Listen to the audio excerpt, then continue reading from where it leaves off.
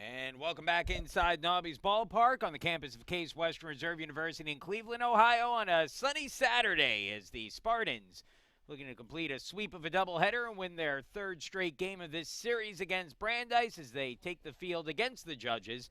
The Spartans 19-6 on the season and 5-1 in the UAA. Brandeis 4-15 overall and 0-2 in UAA play. Good afternoon, everyone. I'm John Schwartz, bringing you play-by-play coverage of Game 2 of this doubleheader. And without further ado, let's go ahead and get you the batting order for for Brandeis, who again will be the visiting team. Jake Freed leading things off. He had 2 hits in the first game. He'll be followed by Mike DiCenzo, who will get his initial appearance of the series. He's the DH, and then Eddie Zahner playing first and batting third. Brian King hitting fourth and playing third base. Henry Aaronwald, the left fielder, bats fifth.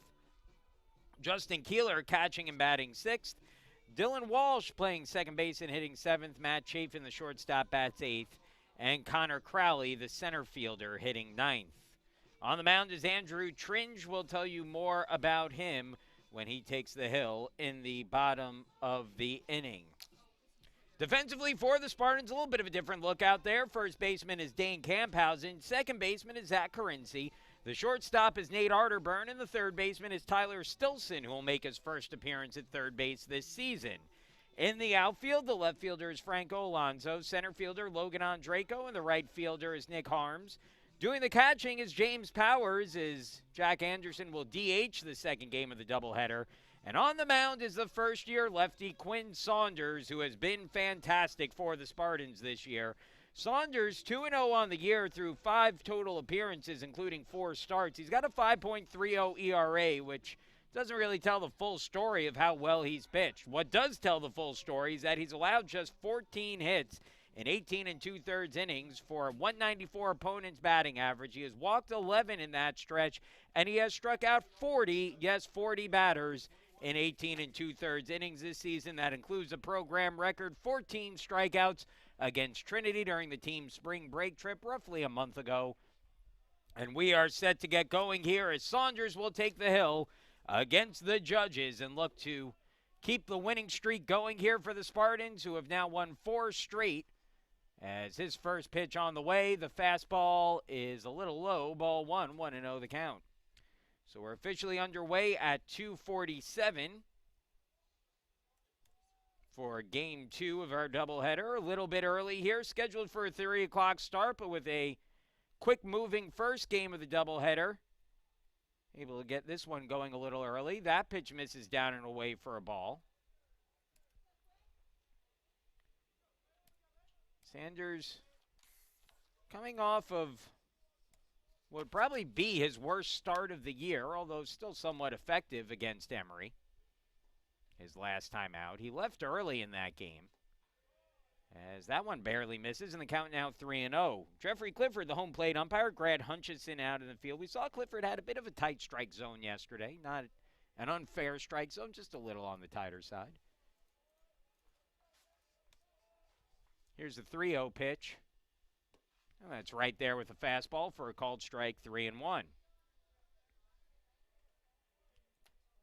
Saunders has been very good this season in his starts.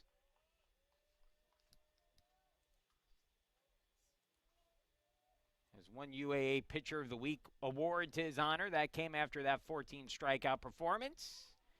And he parks one on the outside corner to Freed, and the count goes to 3-2.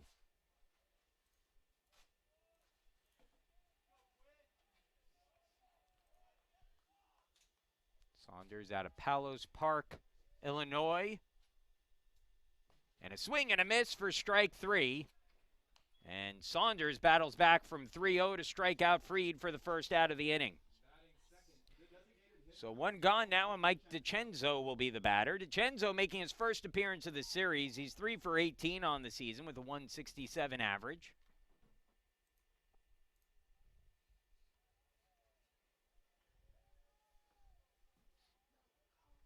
Saunders has been a revelation on the mound for the Spartans as he flings one in there for a called strike, 0-1.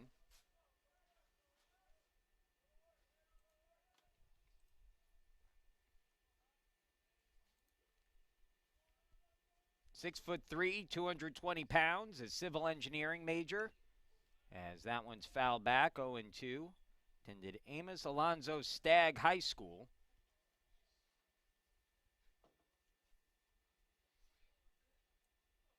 Struck out 14 batters in 6 innings. Again, that's the program record against Trinity on March 12th. His next start, which came against the University of Chicago on March 23rd, he struck out 12 batters in 5 innings. Skips that one in the dirt, and it's 1-2. His last time out against Emory a week ago today, he went just 3 innings in the first game of a doubleheader. Gave up 4 hits, 2 runs, both earned, 4 walks, 6 strikeouts. Did not have his best command in that performance. As a little low on that one. And the count goes to 2-2.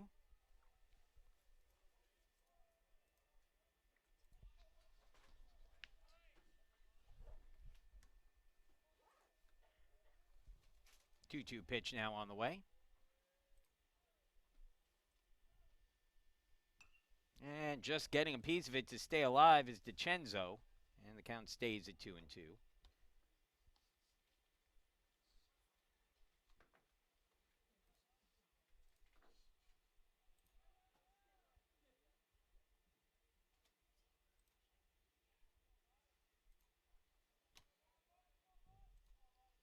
Here's the 2-2 pitch. Chopper hit towards third. First chance there for Stilson, whose throw is just a step ahead of the runner. And DiCenzo retired for the second out of the inning, so 2 gone. Batting third, first baseman, number 38, Eddie Zahner. I'll bring up Eddie Zahner to the plate.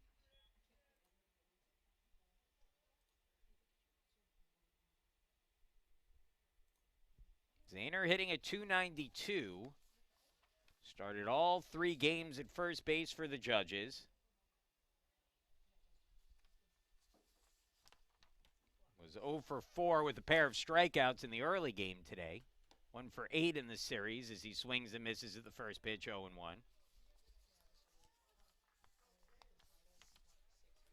Left-handed batters against Saunders this season, 0 for 9 entering the game. So he's yet to allow a hit to a lefty this year. The 0-1. And Zahner can't hold. It's 0-2.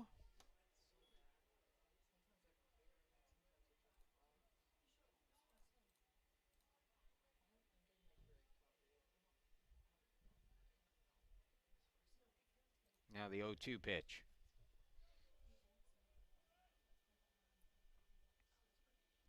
Down and away, 1-2. James Powers, the catcher for the game today, getting the start behind the plate as Jack Anderson gets a rare day off in the field.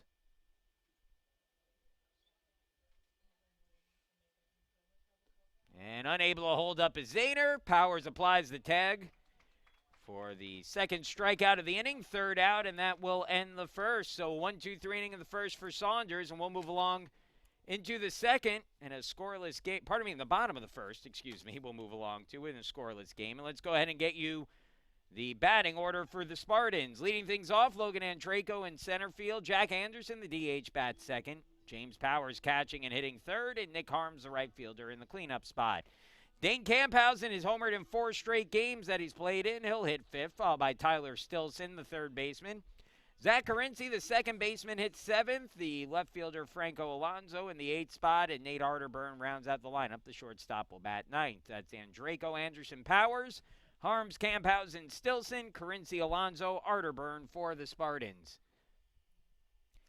Defensively for Brandeis here in the second game of the doubleheader. Zahner at first. Second baseman is Walsh. The shortstop is Chafin. And the third baseman is King. Same infield they've used through the first 3 games of the series. In the outfield, the left fielder is Aaron Wald, the center fielder is Crowley, and the right fielder is Freed. Doing the catching is Justin Keeler, and on the mound is Andrew Tringe, who is making his 10th appearance of the season, his second start. Tringe 0-4 in the campaign with an ERA of 10. Through 18 innings of work, he's allowed 25 hits for .312 opponent's average, but he has struck out 25 and walked just 6. So Tringe has certainly showed some positive signs despite the numbers not looking pretty. You could see a way in which Tringe can, potentially work his way into some more effective starts here with that high strikeout and low walk total if he could just limit the hits.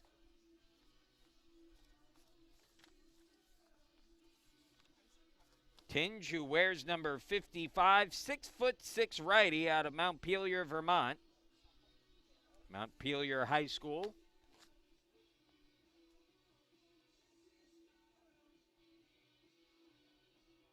He'll complete his warm-ups here, and then the tall righty will get things going against the top of the Spartans order. Andraco, Anderson, and Powers due up. And we mentioned before in the first game, it's a top of the order that has not had a ton of hits so far in this series. They are now 3 for 19.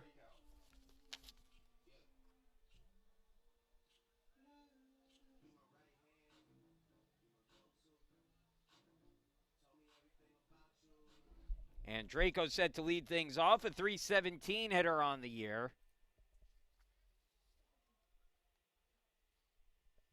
First pitch on the way. And it's taken down low for a ball by Andraco, 1-0. Now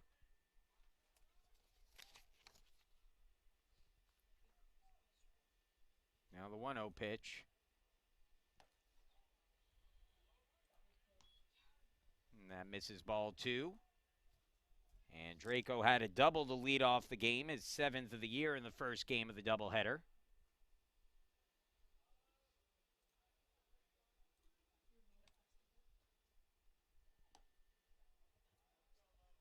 And that's taken up and out for a ball. 3-0. A alert to the fans out there that tomorrow's game, originally scheduled for a 10 a.m. start, has been bumped up. It'll now begin at 9:30 as Andraco takes a called strike, 3-1. So a little bit of an earlier start tomorrow with Brandeis getting out of town on a early flight. Strike 2, as that just caught the inside corner.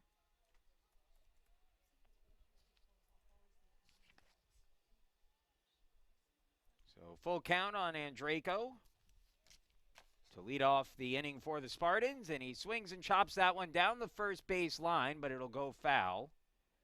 And we'll get another pitch here coming to Andraco.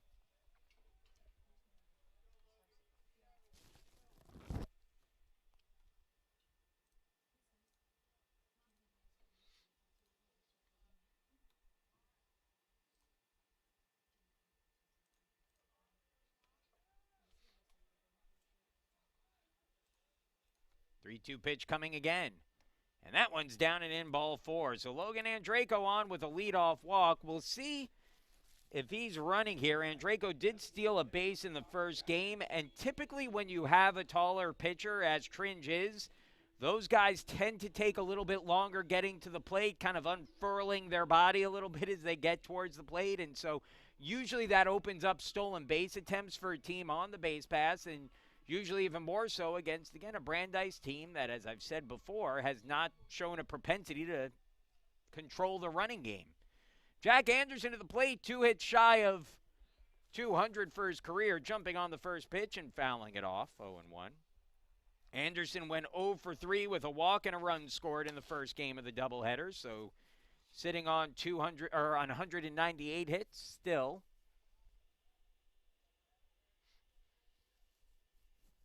Here's the 0-1. And a called strike on the outside corner, 0-2. Anderson a little upset at that call, as he thought that one missed outside. A good job by the catcher, Keeler, to frame that on the outside corner. And Draco showing no signs of running yet, but an 0-2 count now on Anderson. He's going here, and the pitch taken down and out for a ball, and no throw as Andraco steals the base successfully. His second stolen base of the day and his 6th of the season. Oh, they'll say 0-2, I guess.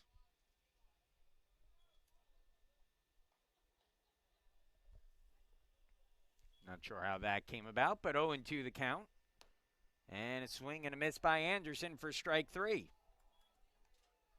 Batting third, center fielder number 12, James Powers. So Andreyko at second now with one away for James Powers. Powers hitting at .362 on the season. He's still looking for his first hit of the series. Went 0 for 2 with a walk, 2 hit by pitches. One hit by pitch in the first game. Scored 2 runs. And the 8-0 Spartans win. Takes the first pitch there, up high for a ball, and it's 1-0.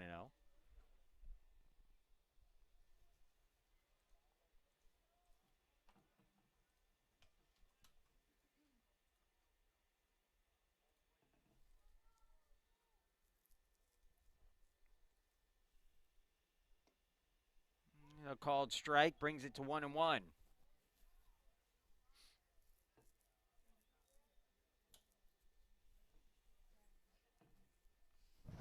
One away, runner at second base for Powers, who has driven in 33 runs this season, tied for second on the team. He skies that one high, deep down the right field line in foul territory. Long run over for the right fielder Freed, but he has no shot at it as the count goes to 1-2. The Spartans jumped out in front of Brandeis in the first game of the doubleheader. They scored 5 runs in the first inning. And Draco scored on a wild pitch and then a grand slam for Dane Camphausen in that first game. That ball once again skied high, might be playable down the right field line. Long run over, but Freed makes the catch with a foot in foul territory. And Draco tags from second, and he'll move up to third with 2 outs. And Nick Harms will step to the plate, trying to drive him in here with 2 away. Number 26, Nick Harms. So Tringe a chance to work a scoreless first despite the leadoff walk, and Nick Harms will try to get in his way of accomplishing that feat. Harms now batting at .295. He's had a nice series so far. He went 2 for 3 with a double and 2 runs scored in the first game today. Hit a home run yesterday as that ball goes all the way to the backstop. Here comes Andreyko. Throw to the pitcher, the tag, and it's not in time. Andreyko beats the throw to the plate, and on the wild pitch, the Spartans take a 1-0 lead. The second time in as many games that Andreyko has scored the opening run of the game in the first inning on a wild pitch. So without the benefit of a hit in the inning, the Spartans get a run. It'll be a 1-0 count on Harms with the bases now empty and 2 away. Tringe will reset his stirrups here. By the way, great to see a player still wearing these stirrup socks. Old school baseball look right there. 1-0. And unable to hold up on that is Harms. As the count goes to 1-1 on Nick. Nick close to getting that average over 300. He has 5 home runs, 33 runs batted in this year. That's taken down and in for a ball, 2-1.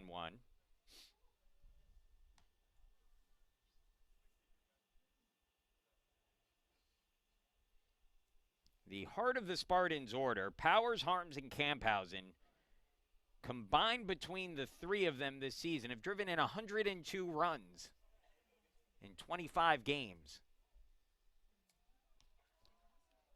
One misses up and in. Now 3-1 on Harms with Camphausen waiting out on deck. 1-0 Spartans. Here's the 3-1 pitch. And a called strike. And the count goes full, 3-2.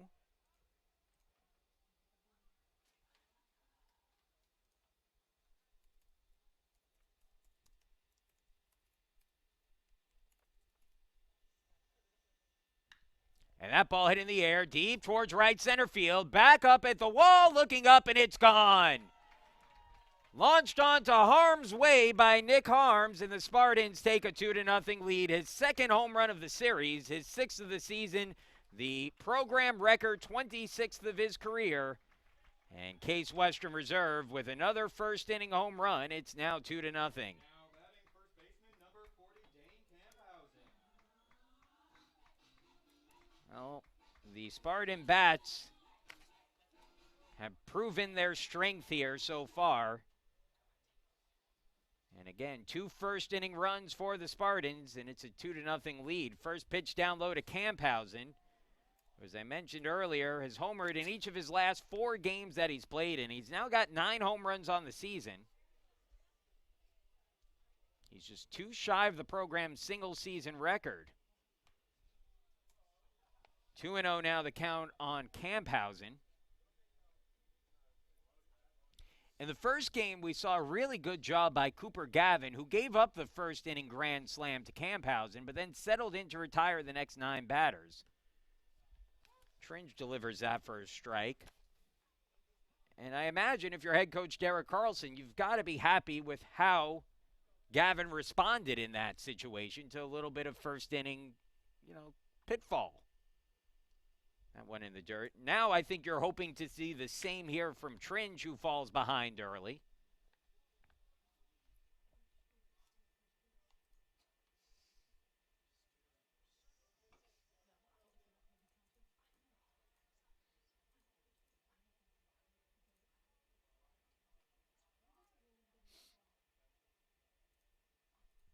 Pitch from Tringe, and that's down low, ball 4, and Camphausen draws the 2-out walk. Second walk issued this inning by Tringe.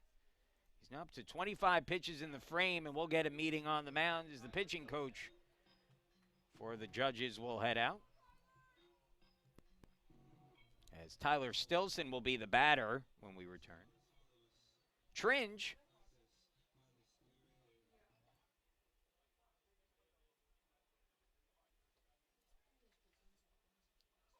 again has had some long relief outings in addition to his 1 start on the campaign.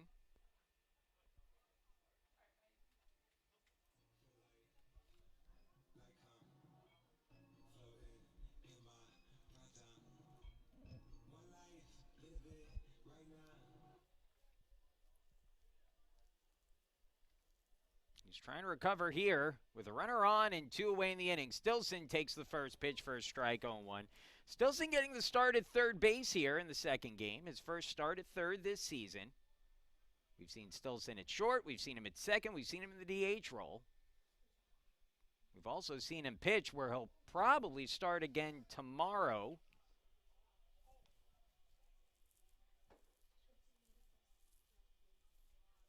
Tringe now 27 pitches deep into his outing, with 2 away here in the first. And that's a called strike on the outside corner. Stilson not happy with the call, but not much you can do about it, as that'll be strike 3 and end the inning. But the Spartans take a 2-run lead on a wild pitch that allowed Andreyko to score and a solo home run for Nick Harms. The Spartans will head into the second, leading 2-0. For Brandeis here in the second inning, it'll be the 4, 5, and 6 hitters, King, Aaronwald, and Keeler, due up when we return.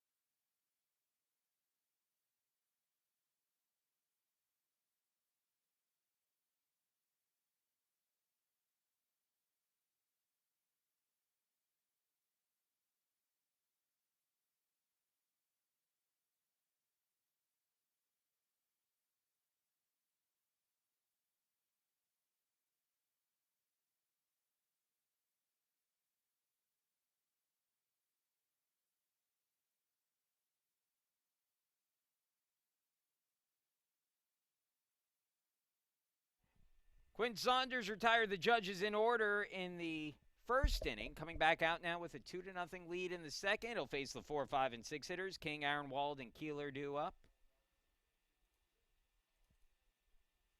First pitch, and it's a changeup in there for a called strike, 0-1.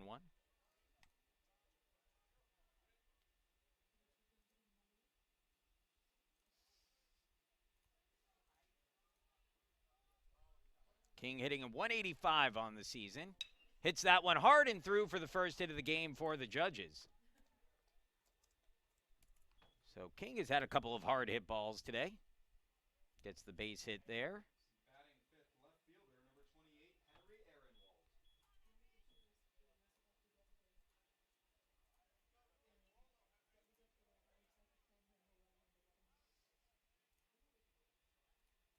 I'll bring up Henry Ehrenwald, who we saw in game 1 of the series, but did not pitch, or did not play, I should say, in the second game.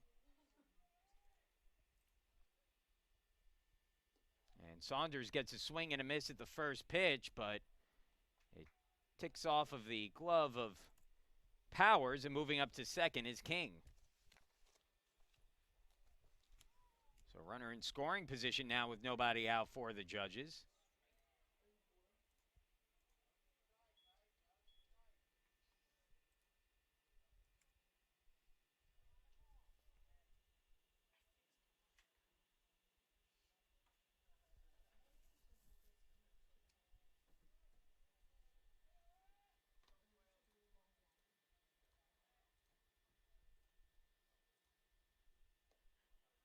That one's down and away for a ball, 1-1.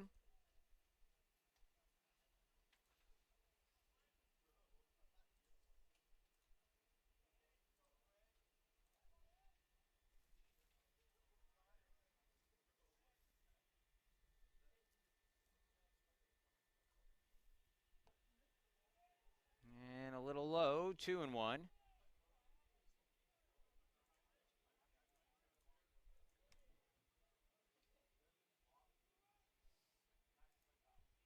Two-one pitch. Runner at second, nobody out. And a little outside, 3-1.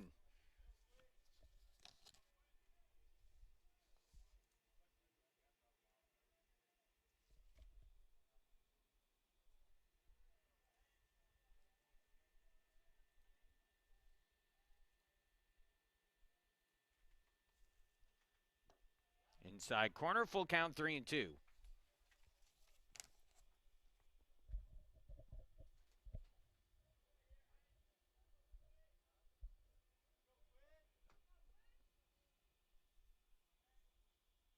Saunders gets the signs.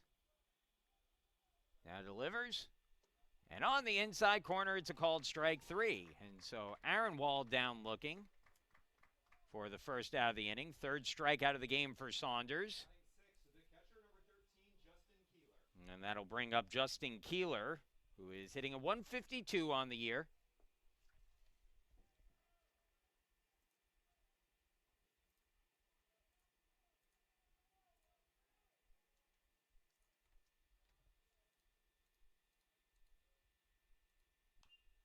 And he fouls back the first pitch.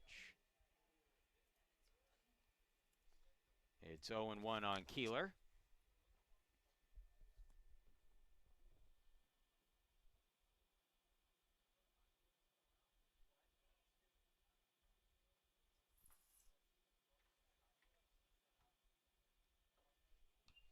Another one foul back, 0-2. Keeler 7 hits and 46 at bats this season. 3 runs batted in. Started all 3 games now at catcher, but came out of the last game early for a pinch hitter. 0-2 from Saunders. And it's into the air, right field, deep towards the corner, but Harms has it lined up. Along the line, makes the grab. Tagging from second is King. He'll pull into third without a throw. And he'll go there with 2 outs. And it'll be up to Dylan Walsh to try to drive him in. The second baseman, number 9, Dylan Walsh.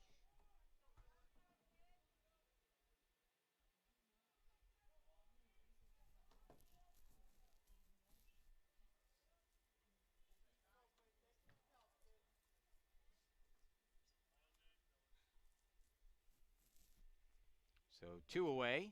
Walsh at the plate hitting a 197. And it's called strike 0-1 on Walsh. No home runs, 7 runs batted in for Walsh.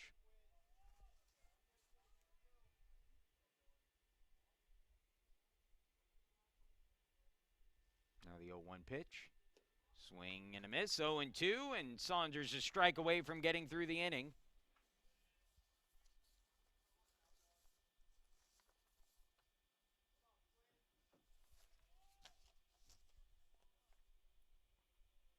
Here's the 0-2 on the way. And a swing and a miss, strike 3. Tag is applied by Powers, and that ends the inning. So Saunders gives up a hit, but keeps Brandeis scoreless, and we'll move along into the bottom of the second. The Spartans leading 2-0. Bottom of the order, Carinci, Alonso, and Arterburn due up when we come back.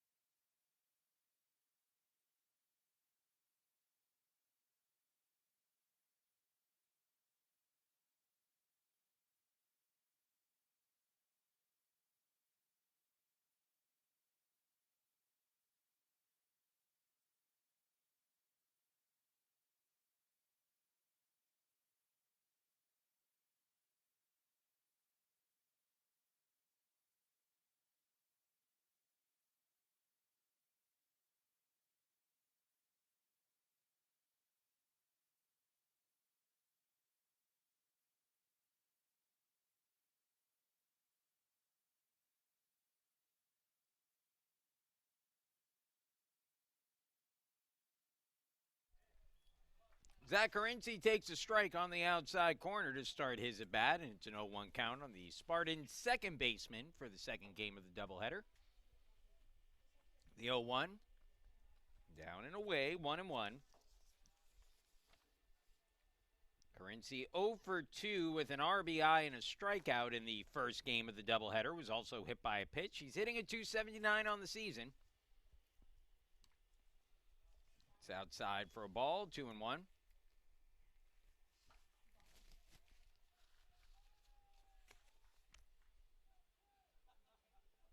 Andrew Tringe trying to settle in after allowing 2 runs in the first. That ball chopped towards short. Glove cleanly there by Chafin, who throws it just a step ahead of Carinci for the out, and there's one gone. Batting eighth, left fielder number 2, Franco Alonso. So I'll bring Franco Alonso to the plate with 1 away and the bases empty. Alonso hitting a 329 on the year. He's got 2 home runs, 16 runs batted in. Alonso had a hit in 3 at-bats along with a walk in the first game of the doubleheader. And he fouls that one back, and let's see if the catcher, Keeler's okay, as that went off of Keeler. The umpire will give him some time to recover. Keeler said he's fine. He the Brandeis staff was going to come out and have a look at him. He kind of gave a little wave to them that he's okay, sent him back to the dugout.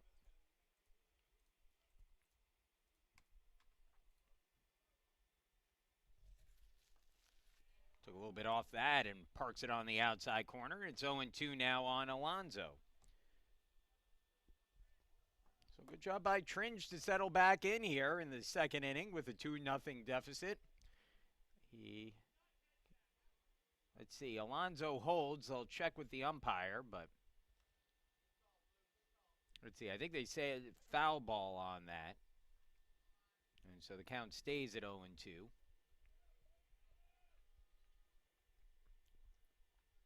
As Alonso tipped that. And he turns on that, grounds it hard to third. King there, his throw across the diamond right on target. to get the out. King has played a really nice defensive third base so far this weekend. So a couple ground outs to start the second. A chance for a quick inning for Tringe. And they'll bring Nate Arterburn to the plate, who is hitting a .266 on the year. Arterburn had a sacrifice fly in the first game of the doubleheader. He went 0 for 2 with a walk and an RBI. Bunts here looking for the base hit. Barehanded by King. His throw to first is in time to get the out, in a nice inning for Tringe, and in particular for Brian King, the third baseman, who makes a couple nice plays at third. And we'll move along into the third. Brandeis coming to bat, 8, 9, and 1 in their order. Chafin, Crowley, and Freed due up when we come back.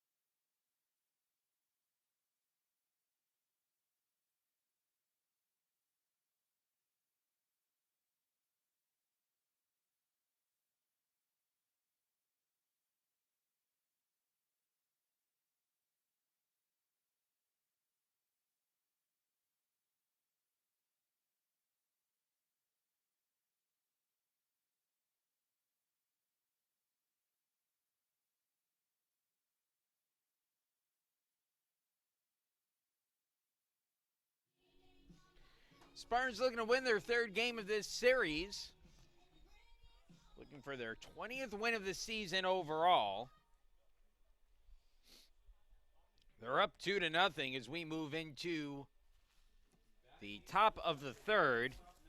8, 9, and 1 for Brandeis due up to face Saunders, who struck out 4 batters in 2 innings. It'll be Chafin, Crowley, and Freed for the judges. Matt Chafin, a 193 hitter on the season.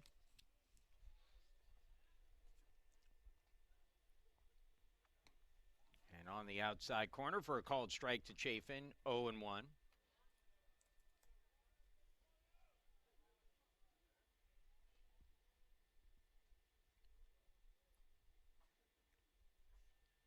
Here's the 0-1 from Saunders.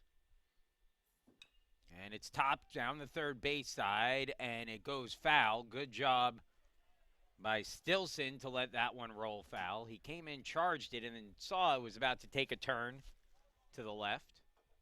And for Stilson, it's new, maybe not a new position for him, but a position he has not played at the college level until today, at least in an actual game.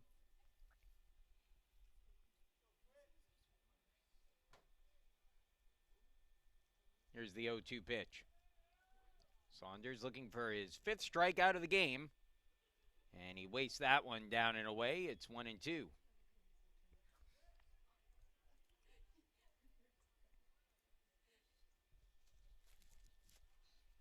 If you missed it, the Spartans winning earlier, 8-0 over Brandeis. They won 5-3 yesterday.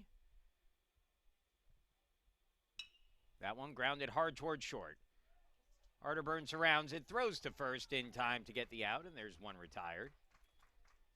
And the other UAA series going on this weekend, Emory won 14-4 in 7 innings yesterday over NYU.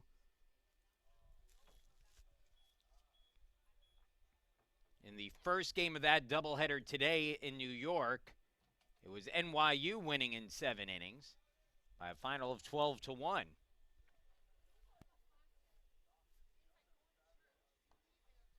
First pitch to Crowley, taken down low for a ball. It's 1-0. Crowley, the left-handed hitter, batting at .211 on the year. The 9 hitter in the lineup, 8 for 38 on the season with 2 runs batted in. Outside corner with a fastball for a strike, and it's 1-1.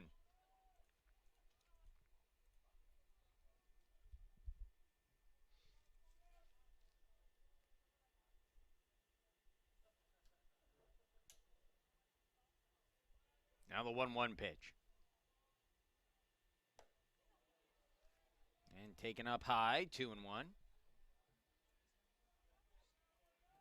Bases empty, 1 out, third inning, 2-0 Spartans.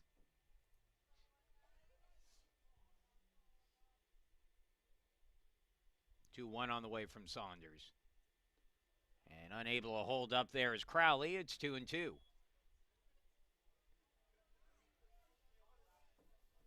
Believe it or not, the Spartans will be through their halfway of their UAA season after tomorrow's game. Again, that game has been moved up to 9:30 start. Is a swing and a miss there from Crowley for strike 3. Fifth strikeout of the game for Saunders. And back to the top of the order for Brandeis is Jake Freed will be the batter.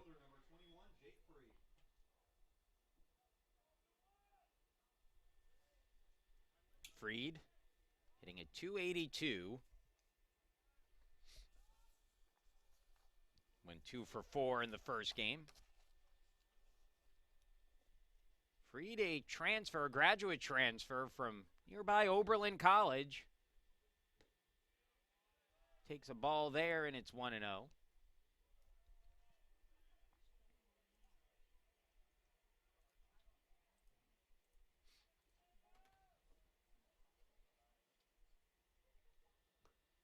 Taking all the way, gets a called strike, 1-1.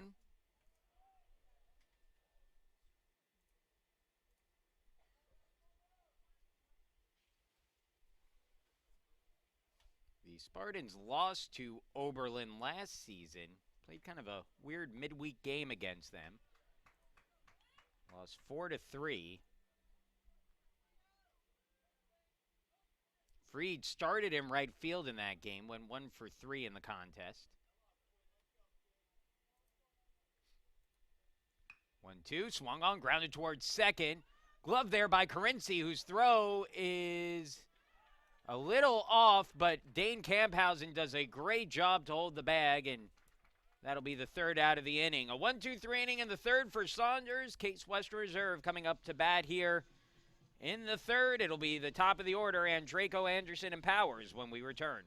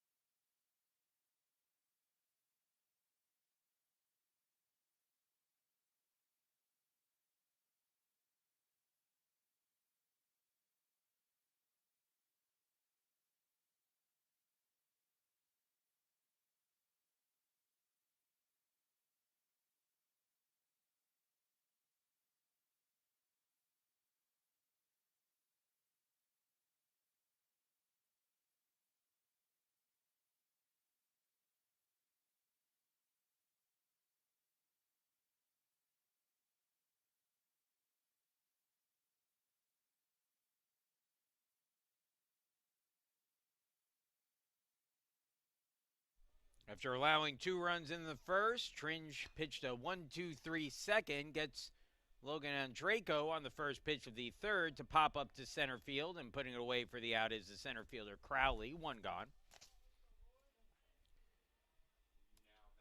So 1 away now for Jack Anderson, who's looking for his first hit of the day after going 0 for 3 in the first game of the doubleheader. 0 for 1 with a strikeout. That ball sent in shallow center field, and it drops in for a base hit for Anderson, who now has the 199th hit of his career. One away from 200. So Anderson with the single, and in a two-run game, I think it's a pretty good guarantee that he's going to be running at some point in this at-bat. Jack has stolen 8 bases on as many tries this year. He's got James Powers at the plate.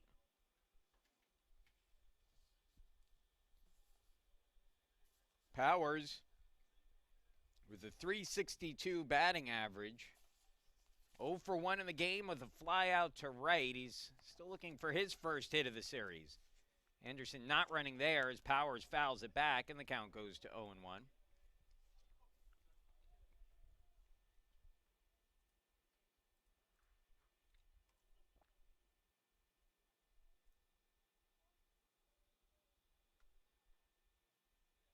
Now the 0-1 pitch. Again, not running, and it's 0-2.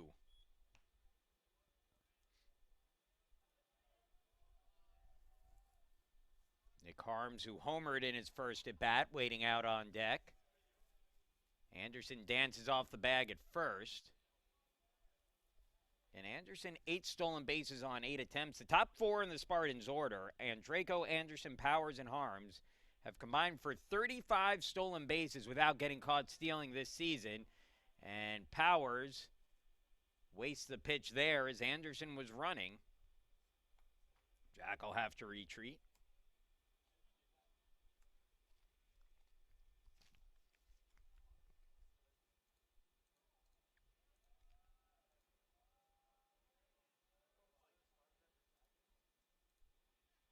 And a swing and a miss at an inside pitch, strike 3. And Powers down swinging. Third strikeout of the game for Tringe. And that will bring Nick Harms to the plate. Harms has his average back up over 300. He's now hitting at .302 after his solo home run in the first inning. Increased the Spartans' lead to 2-0 at the time, where we stand still.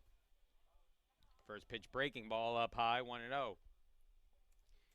If you're Anderson on the base paths here, you kind of have to be a bit careful attempting to steal with Harms at the plate, because he's a guy who has enough power, whether it be a home run or even a double with Anderson's speed at first, could drive in a run. Anderson fakes the go and will retreat to first as that pitch taken for a strike, and it's 1-1.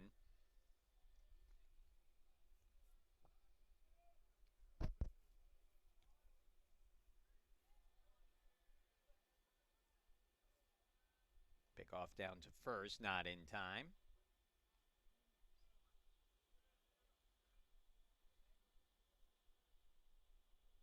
Harms now 6 home runs on the season, 34 runs batted in.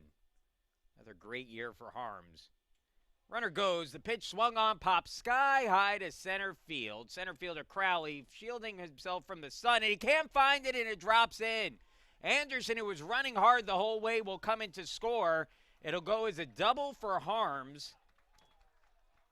Again, you can't charge an error on a ball where the fielder loses the ball in the sun. So for Nick, it's a double and an RBI, and it's now 3-0 Spartans. Now batting first baseman, number 40, Dane Camphausen. Give credit there to Jack Anderson, who was running the entire way. And it's just the way Jack plays the game, but that's one where you see a lot of hitters who will just loaf around the base paths on a play like that where it looks like it's a shore out to center field. Instead, Jack, running hard the whole way, cashes it in for a run. It's an RBI for Harms, his second of the game and his 35th of the year, and he's now in scoring position with Camphausen at the plate, who hits that one deep towards center field. Back toward, and to get it is the center fielder Crowley, and he'll put it away for the out. But another hard hit ball for Camphausen. Nothing to show for it, though, as that will end the inning. A run on 2 hits, though, for the Spartans. A man left on, and we'll move along into the 4th. It'll be the 2, 3, and 4 hitters for the judges. DeCenzo, Zahner, and King do up when we come back.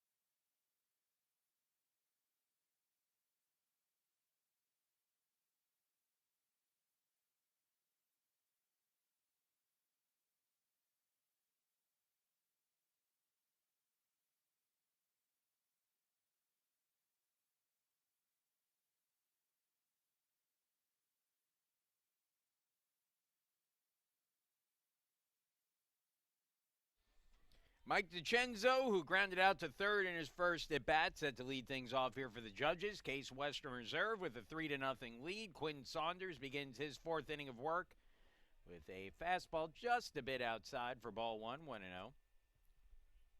Good outing so far for Saunders, who's allowed just one hit.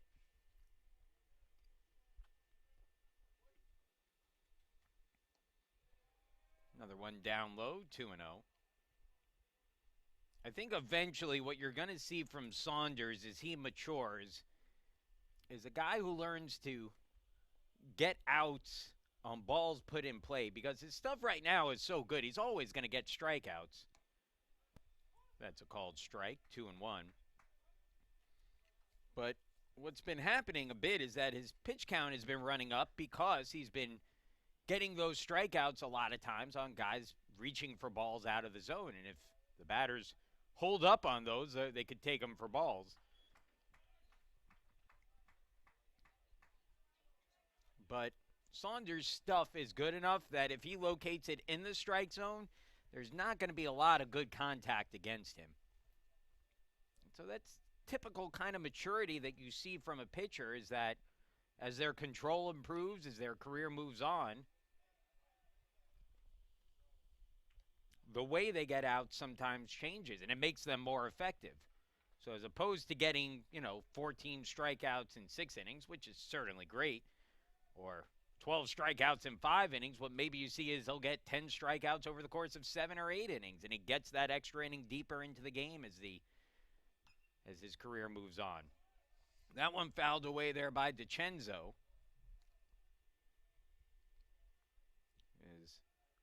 He's done a good job to stay alive here, fouling off a few pitches. And this is a well-rested Spartans bullpen. They've needed to use just one arm out of their pen through the first 2 games of this 4-game series. Swing and a miss, strike 3. And Saunders gets the strikeout. His 6th through 3 1/3 innings, and that will bring up Eddie Zahner, who struck out swinging in his first at-bat. It's now 6 straight retired by Saunders. Pardon me, 7 straight. In fact, he's sat down 10 of the first 11 batters he's faced in the game. The 0-1 on the way to Zahner. And it's called strike 0-1. Zahner's average down to 288.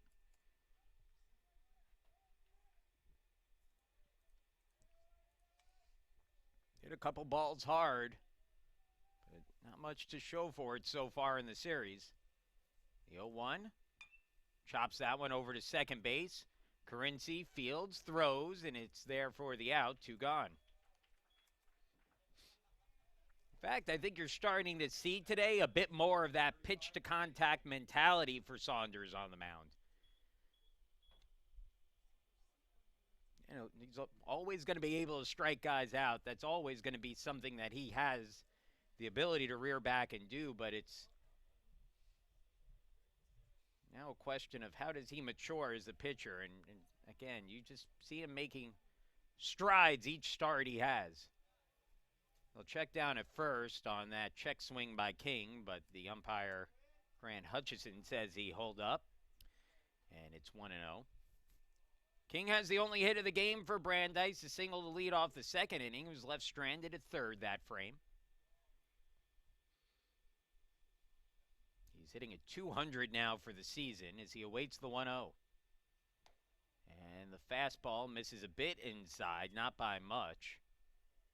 King's reaction to that pitch might have helped shape the call a little bit by the umpire, as I thought that caught the inner portion of the strike zone, but King flinched out of the way and gets the call to his benefit. That one misses inside, and it's now 3-0.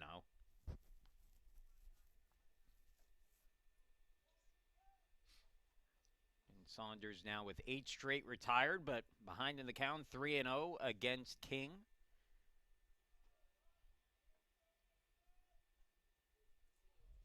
3-0 pitch, and that's right there for a strike, 3-1.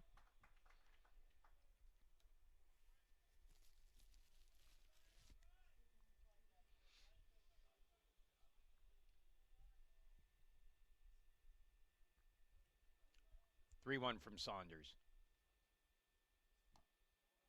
And a bit outside, ball 4. So the first walk of the game issued by Saunders. King is the only base runner that the judges have had today, the single and the walk. He's now on first with 2 away for Henry Aronwald, who is hitting at 178 on the year after striking out looking back in the second.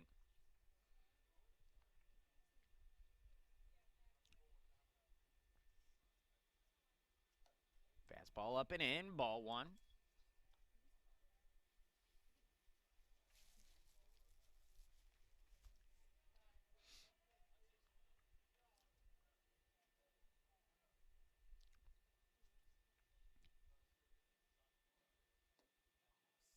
And a little low, 2-0.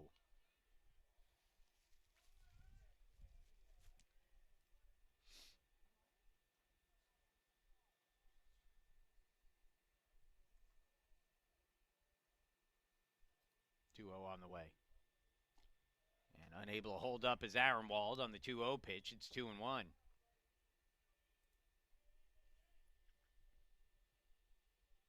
Two in the first, 1 in the third for the Spartans, who hold a 3-0 lead in the top of the 4th inning. Here's the 2-1, and Saunders with a throw down to first.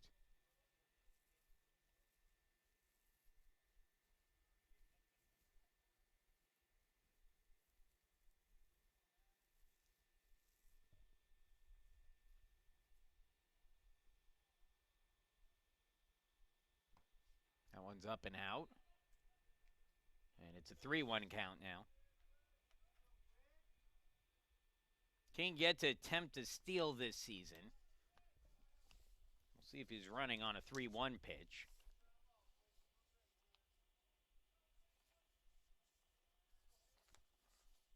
Aronwald was 0 for 2 with a run scored in the first game of the series, and he sends that one towards the gap in right center for a base hit.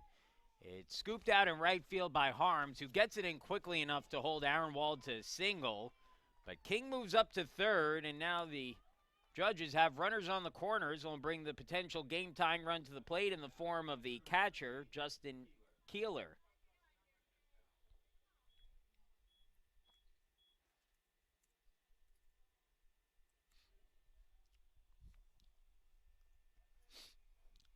Keeler 0 for 1, a fly out to right field in his first at bat. And he got 149 on the year. And he swings through the first pitch, 0-1.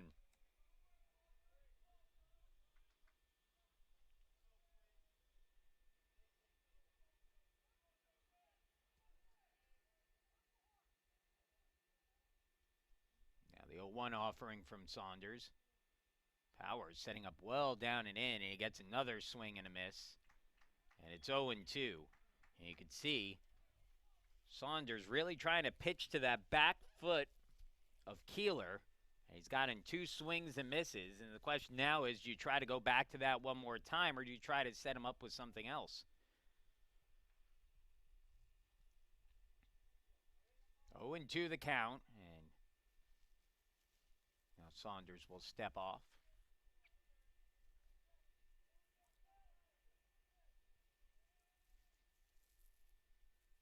Here comes the 0-2 now. Well up and out with the fastball. And it's a 1-2 count.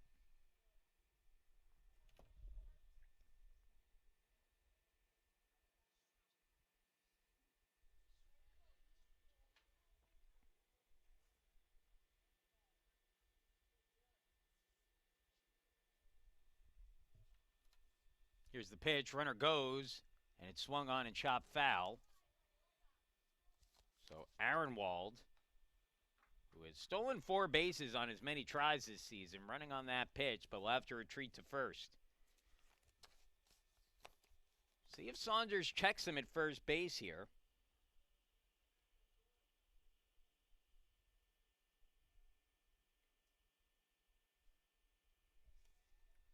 Here's the 1-2. And it's a line drive into center field, coming in, diving, and making the diving catch in center field. is Logan Andreyko for the final out of the inning. Andreyko takes a hit away from Keeler. And the Spartans hold Brandeis scoreless for another inning. No runs on one hit and a walk in the frame. Two left stranded for the judges, and we'll move into the bottom of the fourth. The Spartans leading 3-0. It'll be Stilson, Carinci, and Alonso due up for Case Western Reserve. 6, 7, and 8 in the order when we come back.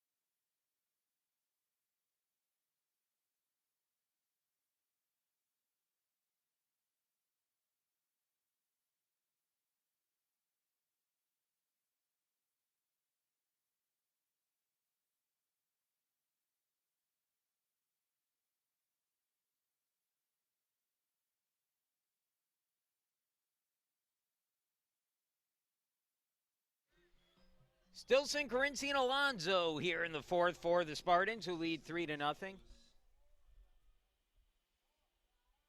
First pitch on the way to Stilson. And the breaking ball for a called strike, 0-1.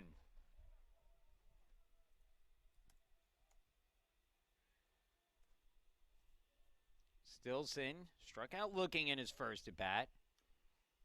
Foul tips that one back, and it's an 0-2 count. Well, the Spartans looking for the sweep of the doubleheader today. Try and continue what has been a really nice run for this team.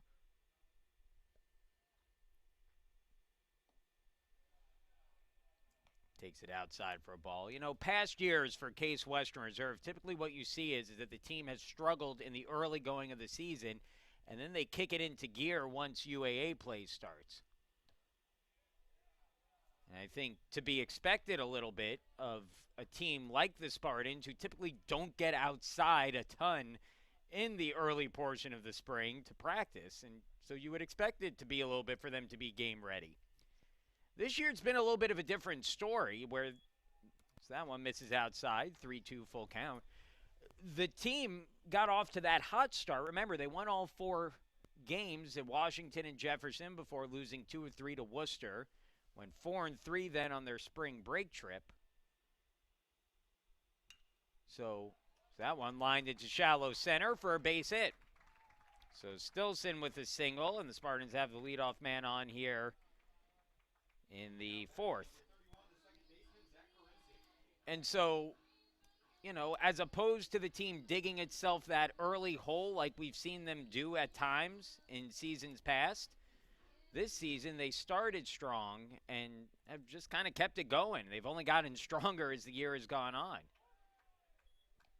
And so as Carinci comes to the plate, 0 for 1 with a ground out to short, you know, it's they just haven't had that hole to dig themselves out of. And now they're at a point where if they keep doing what they're doing, they'll have a pretty good shot, certainly, to make the NCAA postseason. There's a lot of UAA play left, so not sure. You know, we'll have to see what happens there. But, again, it's certainly a chance for this team to do some big things this year.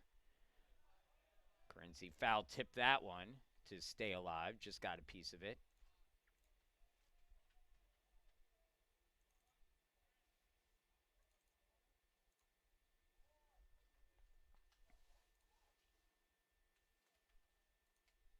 Here's Here's the 0-2 again. Nope, throw down to first instead. You've just got to be happy where you're sitting right now if you're head coach Matt Englander. Now, there's a big game coming up on the horizon for this team. It's the 0-2 and the dirt ball one. The Spartans are going to face Denison, ranked 3rd in the country in Granville, Ohio. That coming up on Wednesday, a midweek game. Running on the pitch is Stilson. Carinci fouls that one away. It's 1-2. As Stilson will have to retreat to first base. Again, that's going to be a big test for how good the Spartans are.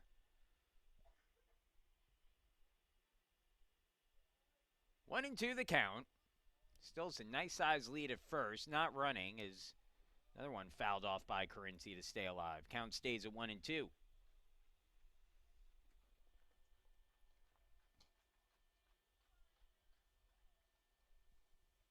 But regardless of what happens in that game, that's going to be a good game for the Spartans for a couple different reasons.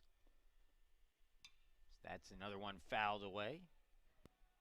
It's certainly going to help their strength of schedule. Denison, I believe, one of the top teams in the country right now in the strength of schedule rankings, which, if you take those NCAA metrics, which do affect who makes the tournament, not only does the strength of does Denison's strong record, I think they're like 19-2 or 20-2 on the year. That will help the Spartans in their strength of schedule, win or lose. But also Denison has played a strong schedule, and so that helps the Spartans. Again, win or lose in those rankings. But if you win that game, all of a sudden you're going to get a lot of national attention on how good this team is. Something I think if you watch them regularly, you know. Carinci pops that one up with Stilson running. Again, Crowley battling the sun, but puts this one away for the out. Stilson will have to retreat to first. A good job by Stilson to play that well on the base paths with Crowley, who is clearly having some trouble with the sun in center field today. You have to be alert as a base runner. Now, let's see, is Crowley is wearing sunglasses out there, but again, just seems to really be having trouble judging fly balls once they get up in the air with the sun the way it is right now. Franco Alonso at the plate takes a called strike 0-1. Alonso grounded out to third in his first at bat.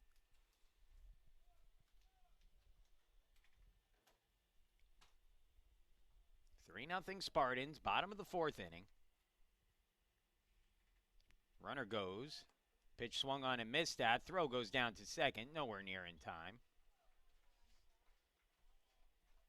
They're going to ask for an interference call at the plate, but, I mean, that was just a big hack by Alonso. I don't think there's anything you could do about that.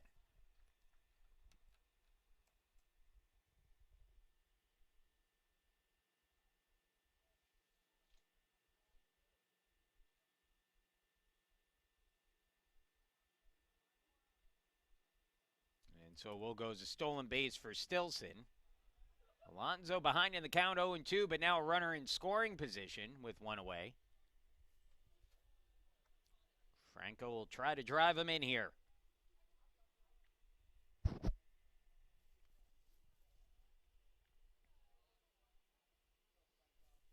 The 0-2 pitch on the way to Alonso. And it's grounded through the right side for a base hit. Stilson will be waved around. The throw is cut off by the first baseman, Zahner. It's an RBI single for Alonso, and the Spartans now lead 4-0. Alonso just took that pitch the opposite way, sends it through the right side of the infield, and extends the Spartans' lead. For Alonso, it's his 17th RBI of the season. Second hit of the inning, fifth of the game for Case Western Reserve. And now Nate Arterburn will bat with a runner at first and one away. Arterburn was robbed of a bunt single his first time up, swings and fouls that one back with Alonso running. And it's 0-1. Tringe now up to 66 pitches.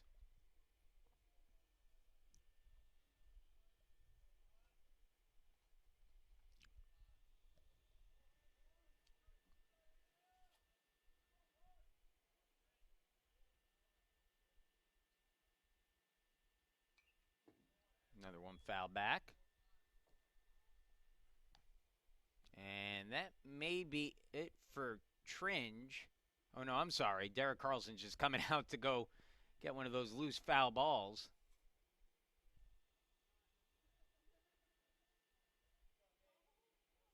And return it to the Spartans' dugout. That's why I figured. Thought it'd be strange, but Carlson started walking out. He was tracking down the foul ball.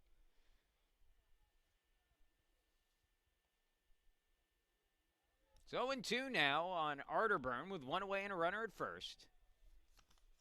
Alonso has stolen 7 bases on 8 tries this year. He's running here.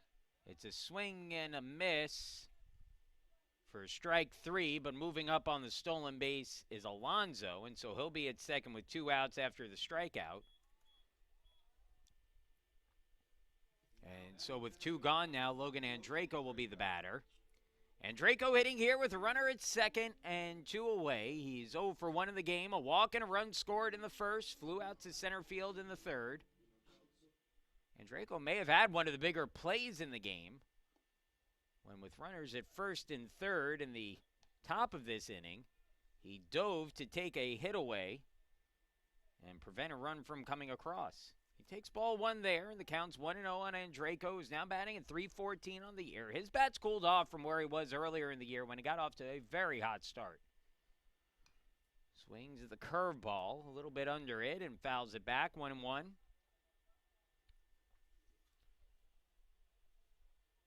Tringe has done a good job working in the strike zone today. He's thrown 70 pitches now, 50 have been strikes.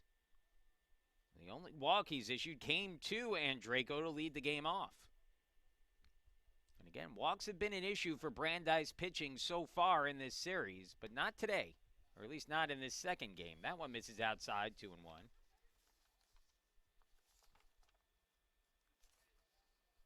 In the first game, the Spartans drew 8 walks of the series, I should say. They drew another 7 in the second game. Swing and a miss there, and a pitch that tailed away.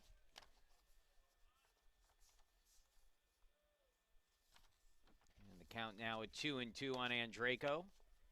Logan's driven in 7 this season. Here's the pitch. And a swing and a miss for strike 3, and that'll end the inning. So Andreyko down swinging, and that will move us to the 5th. Case Western Reserve adds on a run on an RBI hit by Franco Alonso. And we'll move to the 5th inning. Bottom of the order for the judges. Walsh, Chafin, and Crowley due up when we return.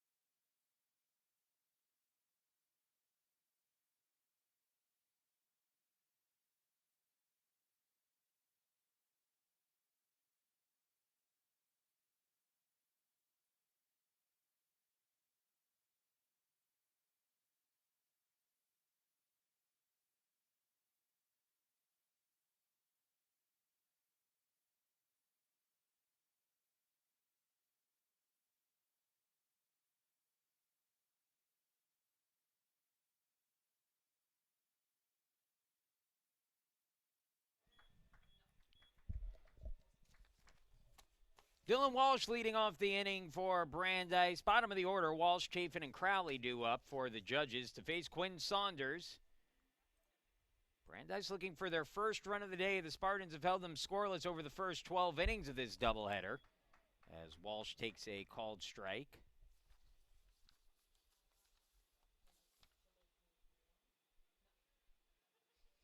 Brandeis held scoreless over the final 5 innings yesterday, and so it's been now 17 straight innings without a run for the judges as Walsh falls behind 0-2.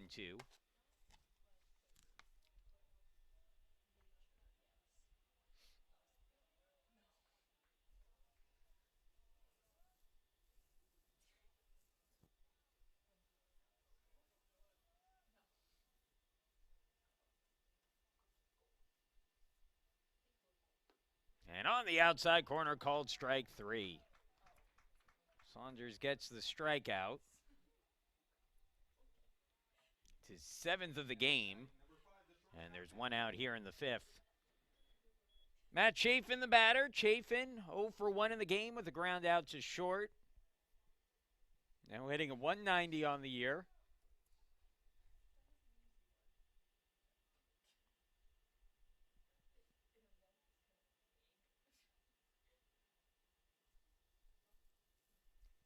Take a quick pause here as I believe a ball went onto the field from the bullpen. The bullpen catcher had to run out to go get that for the judges. First pitch on the way now, and Saunders misses down and in, 1-0. Chafin 11 hits in 58 at-bats now, including 1 double. He's driven in 4.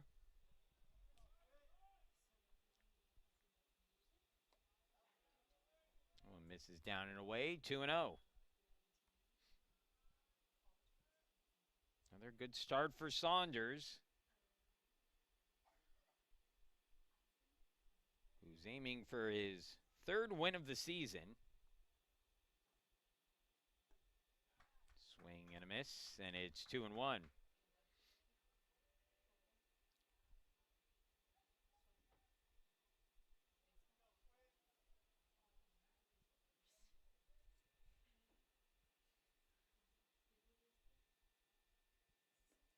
And another swing as Chafin went chasing a pitch in the dirt.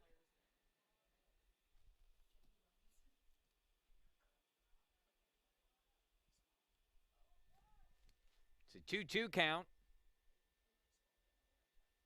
And a swing and a miss, strike 3. Powers will have to complete the play at first, but does. And that will be the 2nd strikeout of the inning, 2nd out of the inning. 8th strikeout of the game for Saunders, and he has 2 away here in the 5th with the bases empty. And the batter will be Connor Crowley, who struck out swinging in his first at-bat.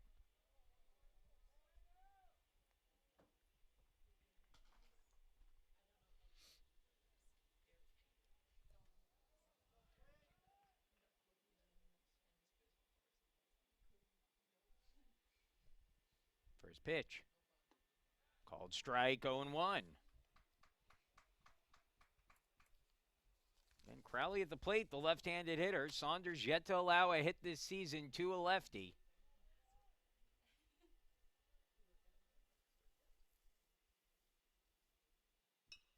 And that one foul down the third baseline, and it's 0-2.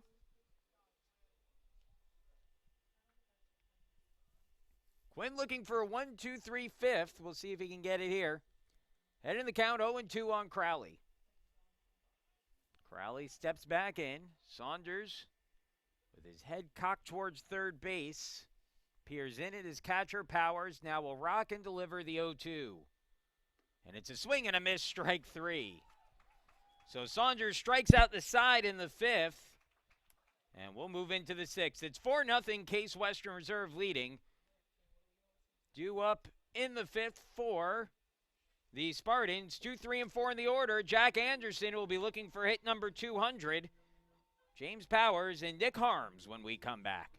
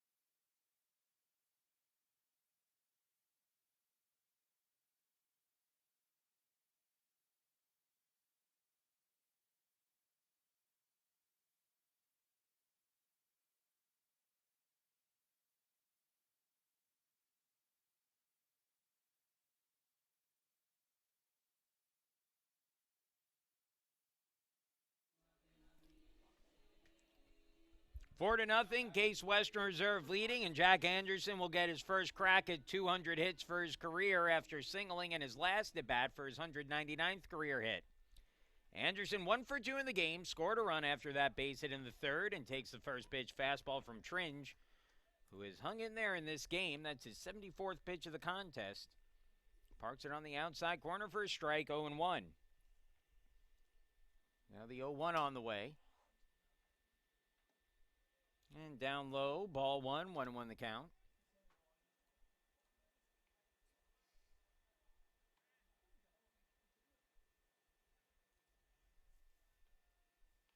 Here's the pitch. That one skips its way in there, 2-1.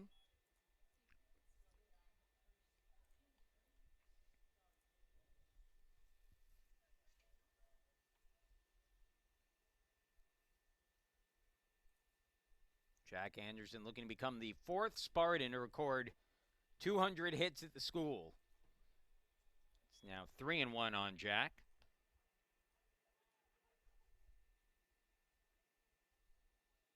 Chad Mullins, 263 for his career. Matt Keene, 250. Andrew Gronsky, 232. That's it. Anderson trying to join some elite company in program history. Foul tips the 3-1 back, and the count now full, 3-2. Jack still with one more year of eligibility after this, so he's got a shot at reaching Mullins with those 263 career hits. As he rockets that one down the line and just foul. And so we'll get another shot here, 3-2. I mean, you talk about some of the best players in program history, and I think you might be looking at 3 of the best in Mullins, Keene, and Gronsky, and certainly Anderson is moving up there with them. That one, though, misses ball 4, and Jack Anderson draws the walk to lead off things here in the 5th. That's a piece of Jack's game this season that we did not see a lot last year. Jack has now walked a team-leading 23 times this season. And I think, you know, you get a little bit of the reputation of being one of the better hitters in Division III, as they'll say Powers went around on that one, as they call the strike, and it's 0-1. Powers tempted to lay the bunt down, then tried to get out of the way, but they'll say he offered at it. So it's an 0-1 count on Powers. Big off attempt at first. Anderson is back. Anderson with a stolen, or pardon me, does not have a stolen base today. Here's the 0-1. Now he's going. And that swung on, grounded hard to first. Zahner with it. And we'll bring it to the bag for the out. So that's the first out of the inning. Anderson moves up 90 feet to second. And now Nick Harms to the plate. Harms has driven in 2 of the 4 Spartan runs. He hit a solo home run in the first. And then with 2 outs in the third, hit a high fly ball to center field. Crowley out in center had trouble finding it in the sun, and it dropped in for what would end up being a run-scoring double, as Jack Anderson came around to score from first on that play. Tringe gets warned on that one for the batter not making eye contact with him, as Anderson, with a walking lead, takes off for third, and he will steal the bag. Well, Jack Anderson did great on that. He took a walking lead off the bag and then just took off for third base and steals it successfully. So 2 steals now in this trip around the bases for Anderson. He's got 10 on the season, and now Brandeis will pull the infield in here with 1 away and a runner at third. And that one's in the dirt, and Anderson will come in to score on the wild pitch. So talk about manufacturing a run. Jack Anderson reaches on a walk, moves up on back-to-back steals, and then comes home on a wild pitch, and it's now 5-0 Spartans. So similar to the first inning, when Andreyko was on base and scored on a wild pitch with Harms at the plate, the base is now empty again for Harms. He followed that with a home run. We'll see what he does here. Nick now batting at .309 on the season. Again, he's starting to heat up. It's been a good series so far for him. He takes that breaking ball down and out, 2-1.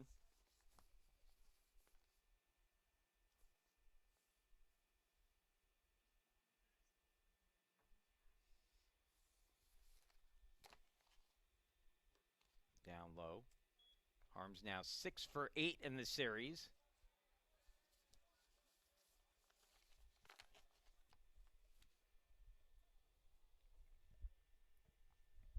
He awaits the 3-1 offering from Tringe. Needs to be careful here. And Harms fouls that one off. Well, out in front of it as the count goes full, 3-2.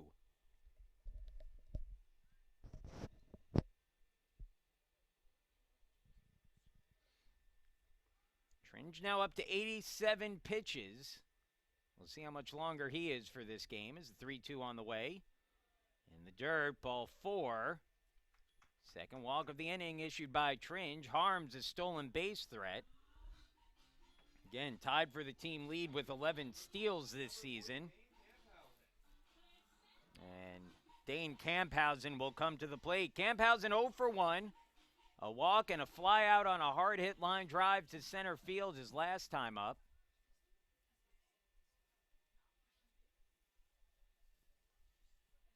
Camphausen is homered in 4 straight games that he's played in entering today. Throw down to first, not in time.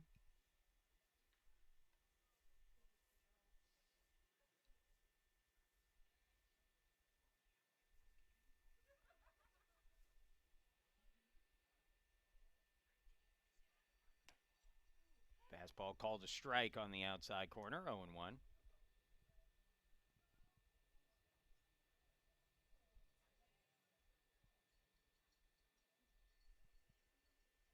Here's the 0-1 offering.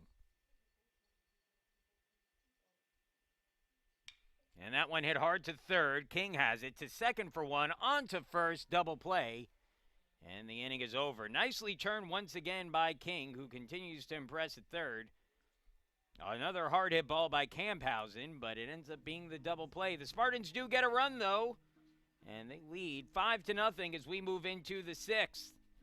For Brandeis in the 6th inning, top of the order, Fried, DiCenzo, and Zahner due up when we come back.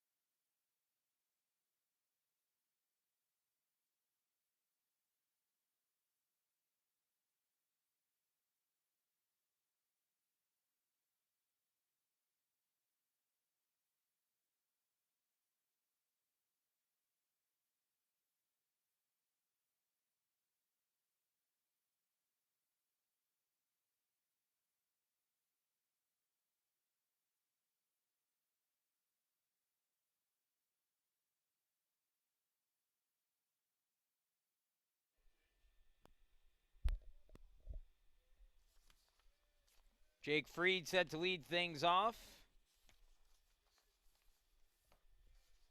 in the 6th inning for Brandeis as the judges looking for their first run of the day after getting shut out in the first game. Fried had 2 hits in the early game, 0 for 2 in this one with a strikeout and a ground out against Saunders. And another one misses down low, so it's 2-0. Saunders' next pitch will be his 80th of the game, so certainly still manageable right now. Bullpen will get up and working here for Case Western Reserve. 6 innings has been the longest start of the season for Saunders, so if he gets through this inning, he'll match that, but falls behind quickly, 3-0.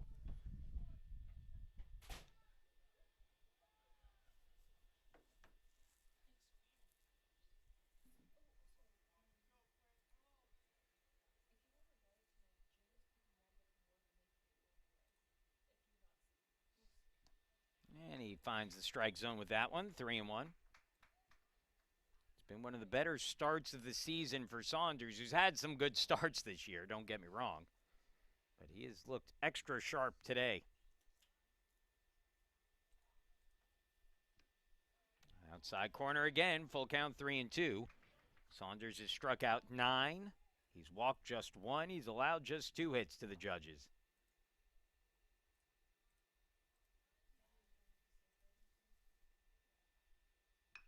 That ball pokes softly and into right field, and it drops in for a base hit for Fried. Fried's been impressive today. He's had a nice series. And with that hit, he's now standing at first with nobody out for the second time, I should say, today. Brandeis has the leadoff man on to start the inning. Batter now will be Mike DiCenzo, who's hitting a 150 on the year, 0 for 2 in the game with a strikeout and a ground out.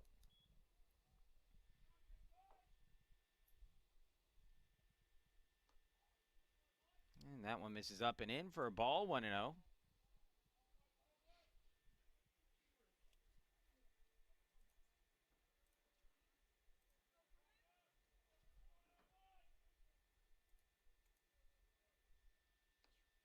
Another one inside, 2-0, and let's see if Steve Grunberg comes out here. He will.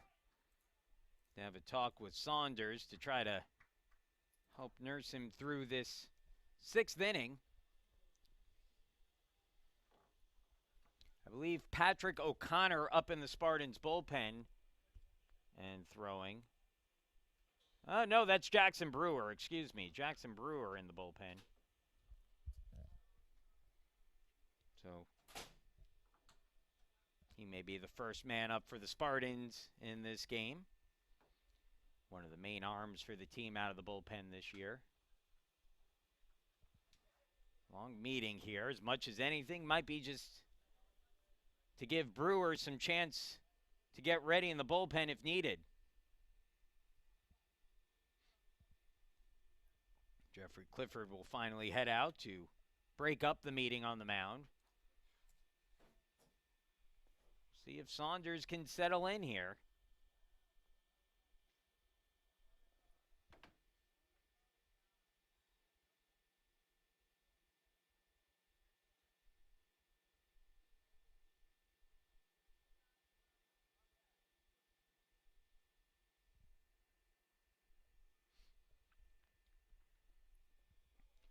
So runner at first, nobody out, and a 2-0 count on DiCenzo at the plate.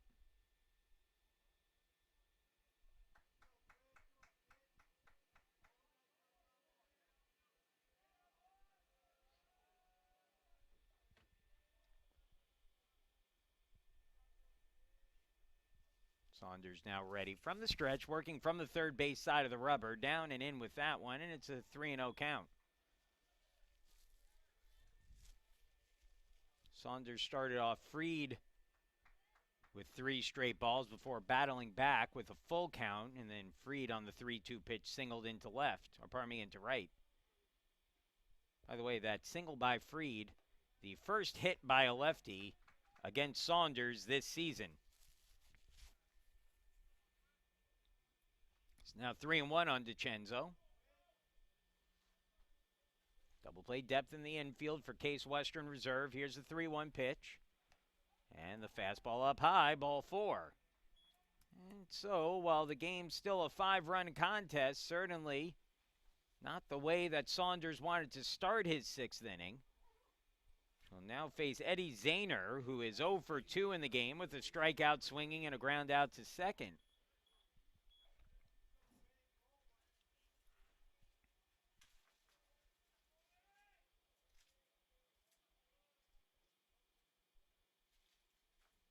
First pitch. Swing and a miss. Might have taken a little off of that one had Zahner out in front, and it's 0-1. Spartans outfield will shift, playing Zahner to pull.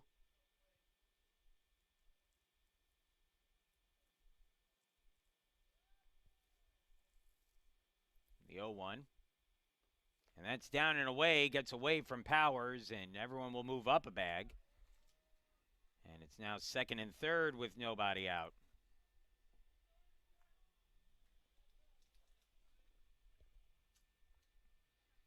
Powers not a bad defensive catcher, but you do lose something with Jack Anderson not being behind home plate. That being said, certainly worthy of arrest every now and then, too. He's the DH in today's game. That one's right there for a strike. Like maybe a slider that started inside but found the edge of the plate, and now it's a 1-2 count on Zahner. And this would be a nice one if Saunders could get the strikeout here, which we know he's certainly capable of.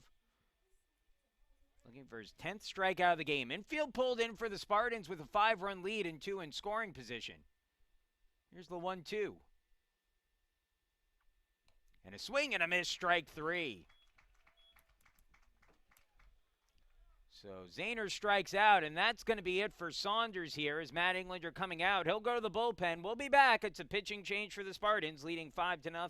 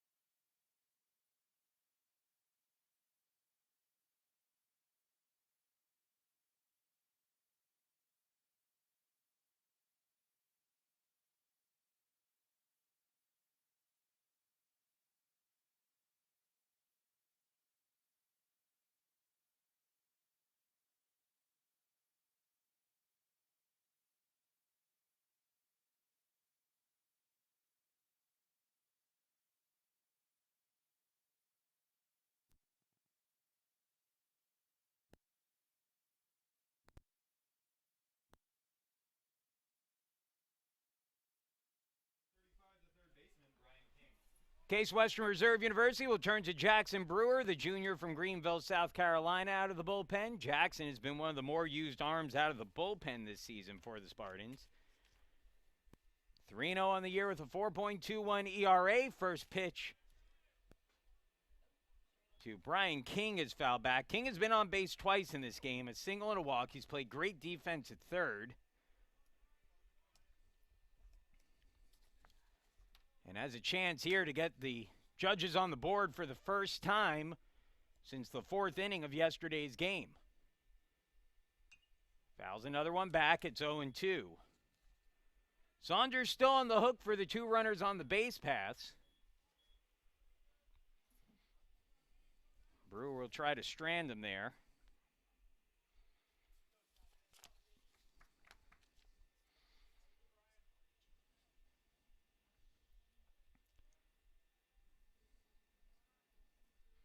Oh, 2 on the way from Brewer. And that one grounded through for a base hit. 1 run in to score as Fried crosses the plate. DiCenzo holds at third.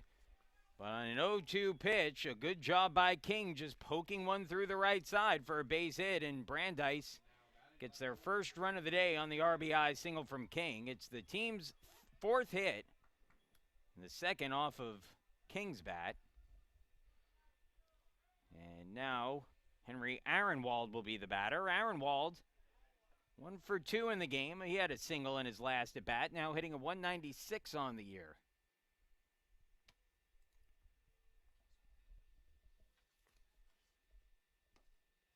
Called strike, brings the count to 0-1. Brewer making his 10th appearance of the season. 9 of those have been out of the bullpen. He does have 1 save. Through 25 and 2/3 innings, he struck out 26, walked just 5. Opponents hitting .327 against him. Entering play today.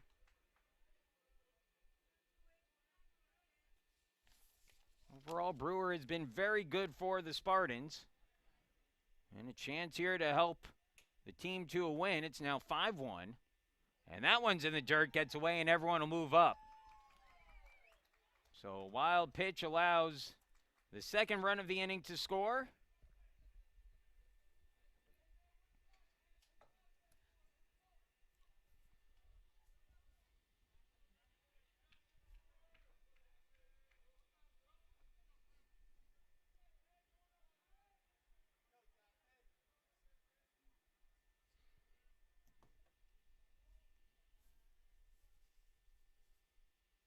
And that one swung on, ground ball through for a base hit. They will hold the runner at third. Harms with a good arm out there, but another 2-strike single. This one off the bat of Aaronwald, and it's now runners on the corners and the potential game-tying run coming to the plate. So all of a sudden, Brandeis threatening here with 2 runs across in the 6th. And the batter will be the catcher, Justin Keeler. Keeler 0 for 2, a fly out and a line out. Spartans double play depth in the infield again, hoping to turn 2 against Keeler here and put an end to the threat. First pitch from Brewer, down and out, ball 1.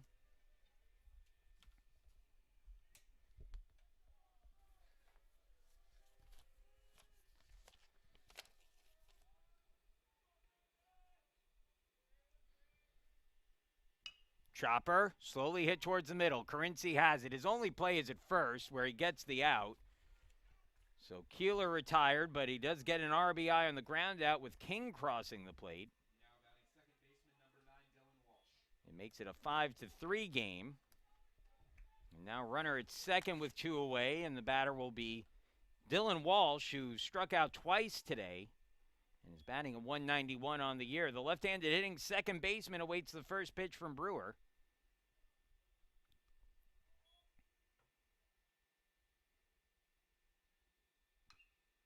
And he fouls that first pitch off his foot, 0-1.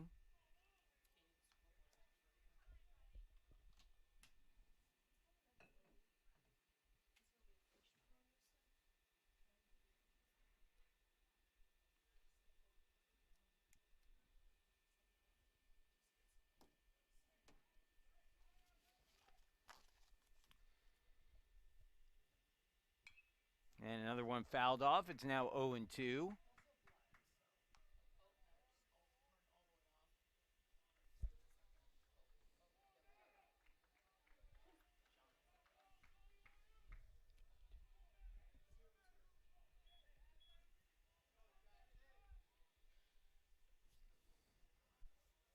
Now the 0-2 on the way. And in the air, down the line and left, but foul and off the netting on top of the bullpen out there. And so the count stays at 0-2.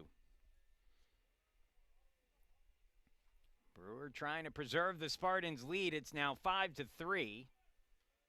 Brandeis with 3 runs across here in the 6th. The first 2 counting against Quinn Saunders. The third against Brewer. Here's the 0-2. Brewer rocks and delivers. And it's in the dirt for a ball, 1-2.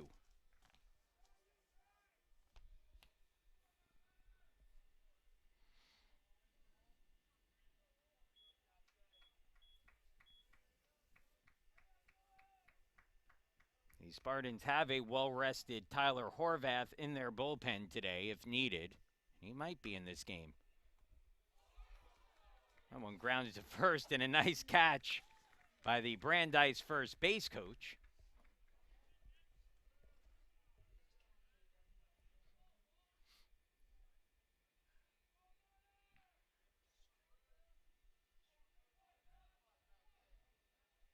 Here comes the 1-2. Brewer delivers outside, 2-2.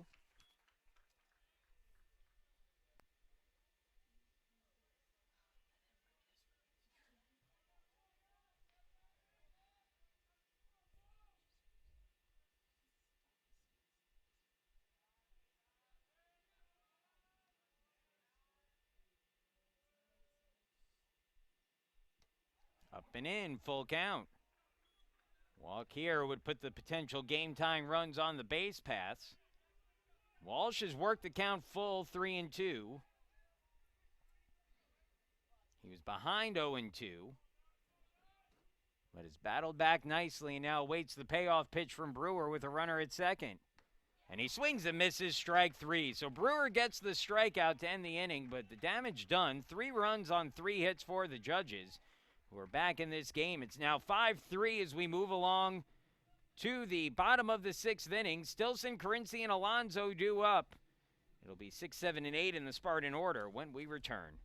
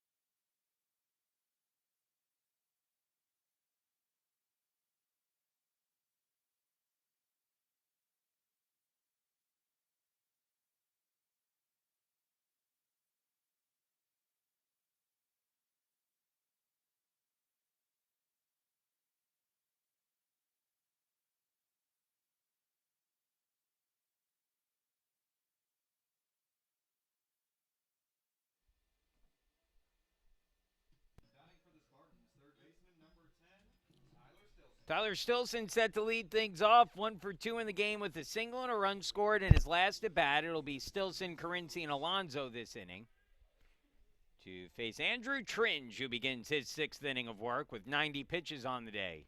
First pitch on the way. Taken down low, ball 1.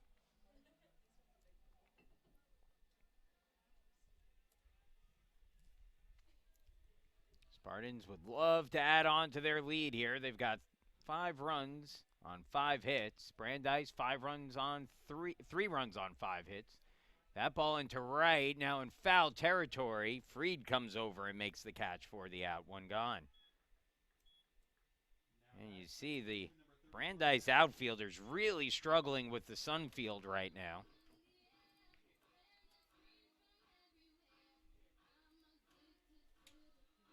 And so there'll be 1 out with Zach Carinci coming to the plate. Carinci 0 for 2 in the game. And takes that one down low, ball 1. Batting at .270 on the season. Tringe has pitched well here today. He came into the game with an ERA of 10. Again, he's given up 5 runs, but he's kept his team in the game. Likely coming up on the end of his outing. There is action in the Brandeis bullpen.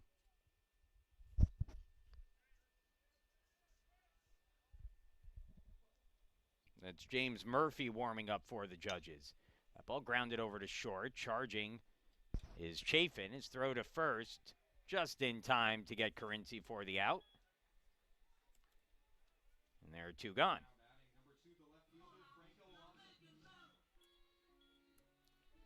So two quick outs here for Tringe, and now Franco Alonso will be the batter. Alonso had an RBI single in his last at bat. That was the last hit by the Spartans in this game. Brandeis has done a good job pitching so far in this series. They have been in these games, and after last year for the Judges, really being non-competitive in UAA play, I'm sure this has to feel good. Again, I'm sure they'd love the wins, don't get me wrong. But as of right now, just being in these three games, very different place from where they were at last year.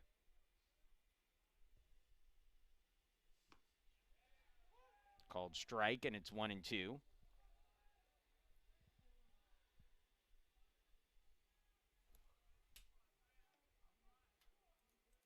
Two away here in the frame. And a swing and a miss, strike three. Tringe gets Alonso swinging to end the inning. And we will move to the seventh. It's a 5-3 game. Bottom of the order, 8-9 for Brandeis, followed by the leadoff hitter, Chafin, Crowley, and Freed when we come back.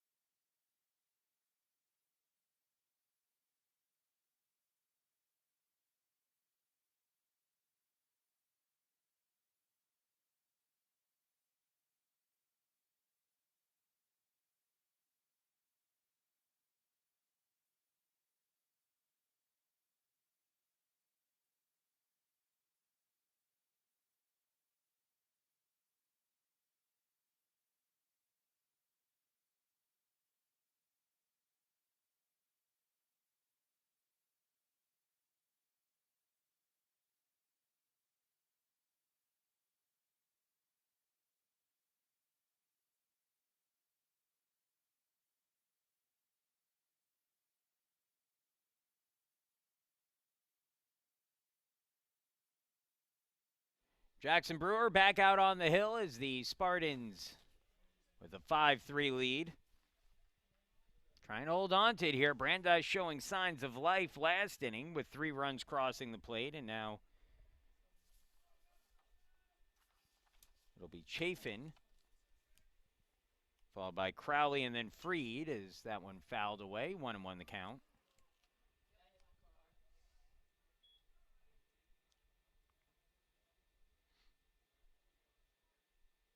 Chafin 0 for 2, a ground out and a strikeout. Facing Brewer for the first time. Swings through that one, 1-2.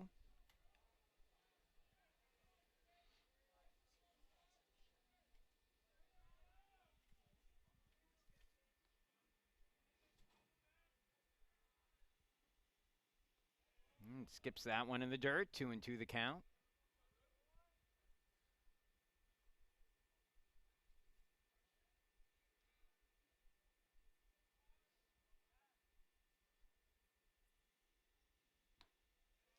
Outside for a ball, 3-2.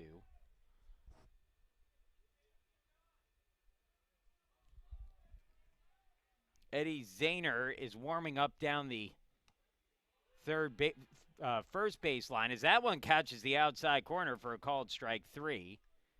And Brewer gets the strikeout to start the 7th. And so I think we're going to see Zahner come in and pitch here in the bottom of the 7th. That one skips in the dirt for a ball, and it's a 1-0 count.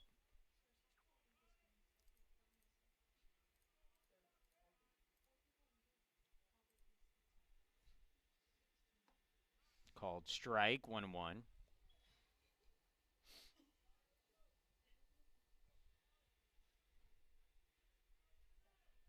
Crowley 0 for 2 with a pair of strikeouts.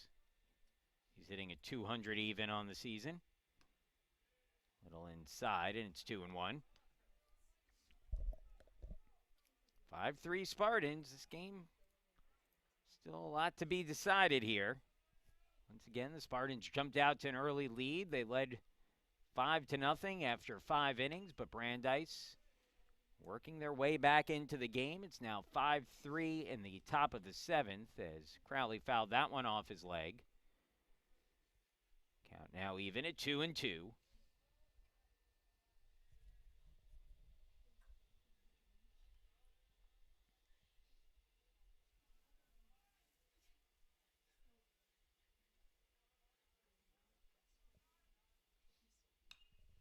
Popped up foul. Count stays at 2-2.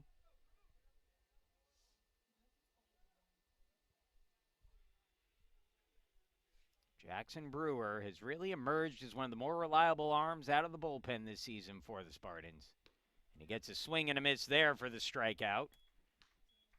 Third straight strikeout for Brewer. It's the 13th strikeout now for Spartan pitching in this game after Saunders struck out 10 in his outing.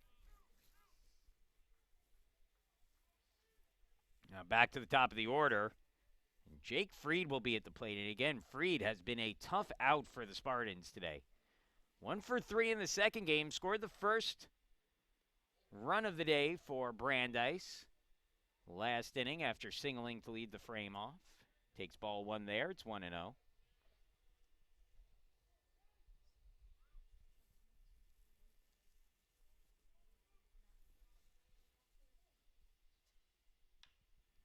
Turns on that one, but fouls it off as the count evens 1-1. Again, if you're just joining us, the Spartans won the first game of the doubleheader today 8-0 after winning 5-3 yesterday. They're ahead again 5-3 here in game 2 of the doubleheader. Tomorrow the series will conclude. Again, that game time pushed up. It's now a 9:30 start as the ball grounded to second base. Carinci with it. His throw to first in time. And it's a 1-2-3 inning for Brewer in the 7th. As he sits the side down in order. We'll move to the bottom of the inning in case Western Reserve coming back up to bat. It'll be 9-1-2 in the order. Arterburn, Andraco, and Anderson due up when we come back.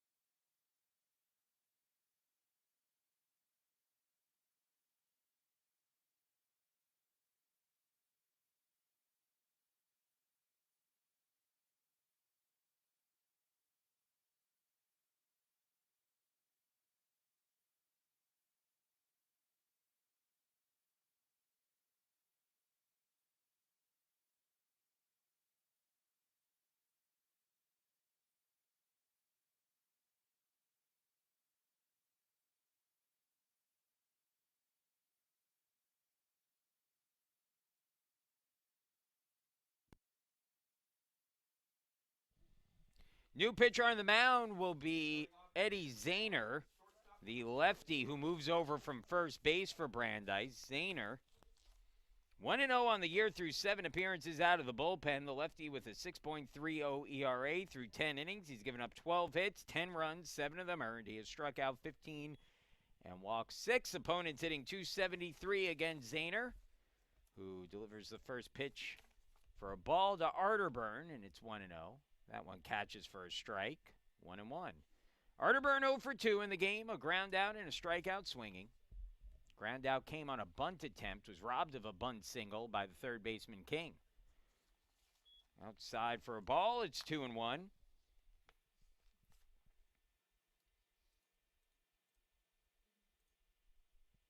That ball lifted in the air down the line and left, and it is a foul ball, not by much. It landed in that left center field corner, but Arterburn just missed dropping it in there for a leadoff double. Instead, he'll retreat to the plate with a 2-2 count. Taking over at first base is Mike DiCenzo, who was the DH, so I believe the DH's spot is now lost for the Judges, as that one grounded over to the pitcher, flips on to first, and there's one gone. Being said, I'm not 100% sure about that, but I do believe that they lose the DH spot going forward here. So 1 out now, and Logan Andraco will be the batter. Andraco hitting at .311 on the year. 0 for 2 in the game with a walk, a fly out, and a strikeout swinging. First pitch called strike, and it's 0-1.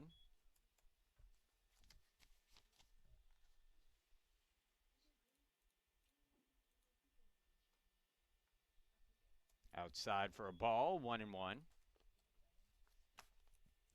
Jack Anderson is waiting out on deck, hoping to get a shot as the breaking ball catches for a strike, 1-2.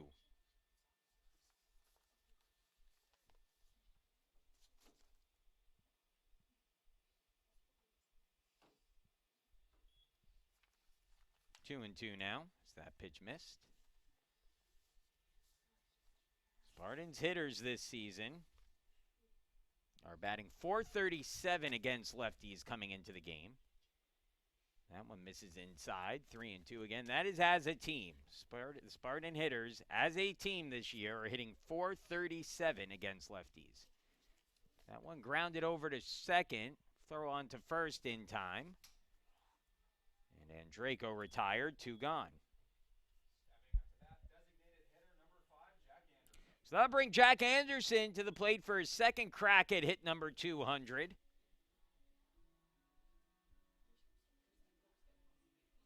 Jack drew a walk in his last at-bat, singled earlier in the game, back in the third inning. He's 1 for 2. He scored 2 runs. That ball hit hard towards short.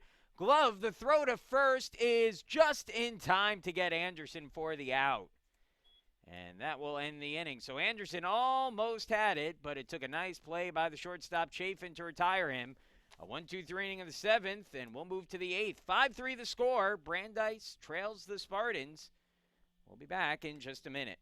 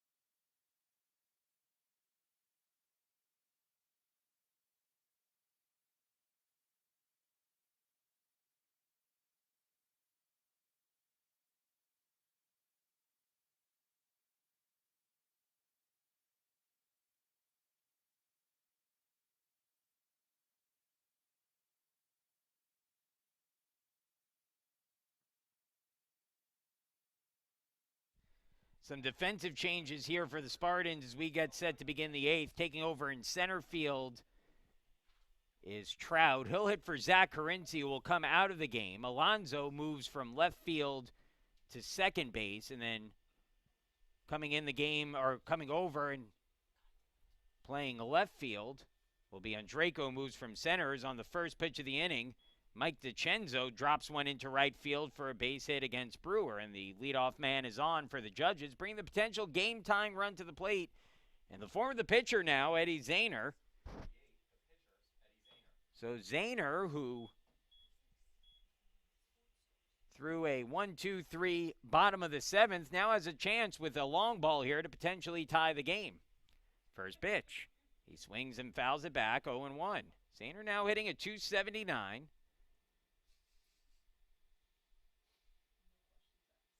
He's 0 for 3 in the game. 2 strikeouts and a groundout. The last strikeout was the final batter faced by Quinn Saunders. So this will be his first time facing Brewer. It comes with no outs and a runner on in a 2-run game. Zahner fouls that one off, and it's 0-2.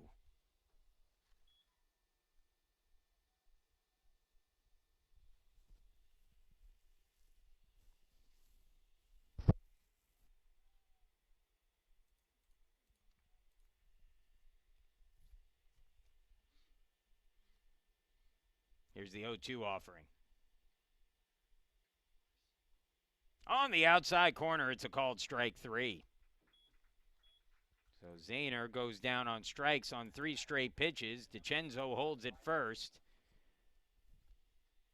And with 1 away now, the batter will be Brian King, who has had himself a really nice day all around.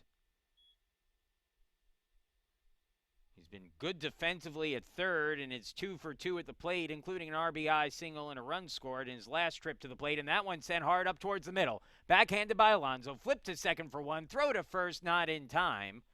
And the Spartans will have to settle for the lead runner there as King reaches on the fielder's choice. DiCenzo retired for the second out of the inning. So 2 gone now. And Henry Aaronwald will be the batter. Aaronwald hitting at .213 on the season. 1 hit in the game today for Aaronwald. He represents a potential game-tying run at the plate. First pitch on the outside corner for a strike. It's 0-1.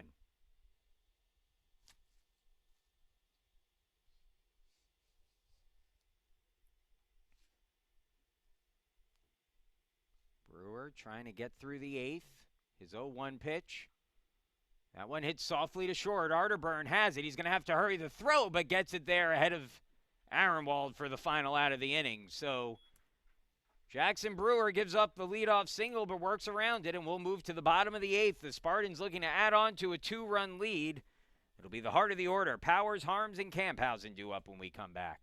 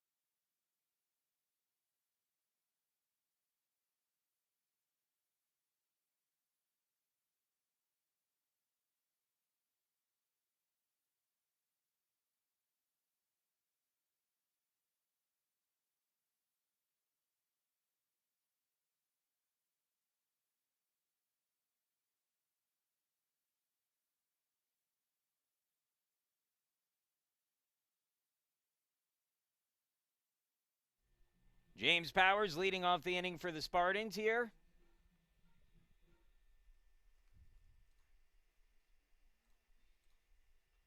As Powers pops the first pitch up down the third baseline, but fouling out of play 0-1. Powers now hitting at .352. 0 for 3 in the game today. Again, still looking for his first hit of the series after a red-hot weekend last weekend against Emory. Grounds that one, though, through the hole for a base hit. And Powers on with a leadoff single. Now batting right fielder number 26, Nick Harms. So Powers on, and we'll see if he's moving here. Powers entered the game with a team leading 11 stolen bases on 11 attempts this year.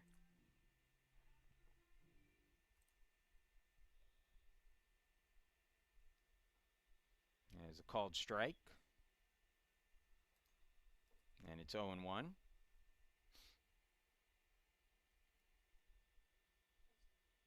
And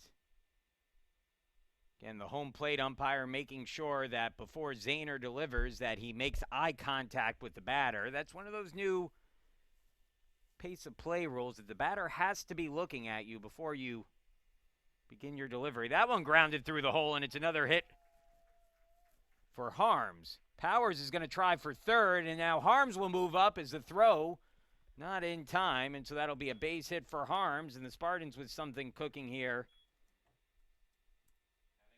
In the 8th, a chance to add on with second and third and nobody out. Now the batter will be Dane Camphausen.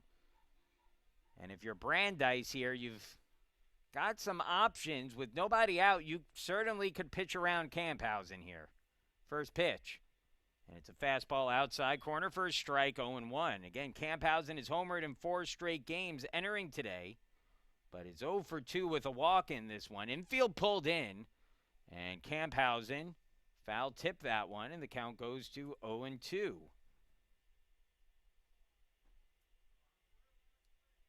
After seeing some of the balls that Dane has hit today, if I'm the infield and my coach is telling me to play in on this, I'm watching out here. Remember that ball in the, forget about the ones that have gone over the wall in the outfield. You know, Dane has ripped some hard ground balls. He had that hard liner in the first game. This one sky high, though, over into shallow right. Charging in is Freed, and he puts it away for the out. Powers came a few steps down the line, but won't risk it with nobody, with one out in the inning.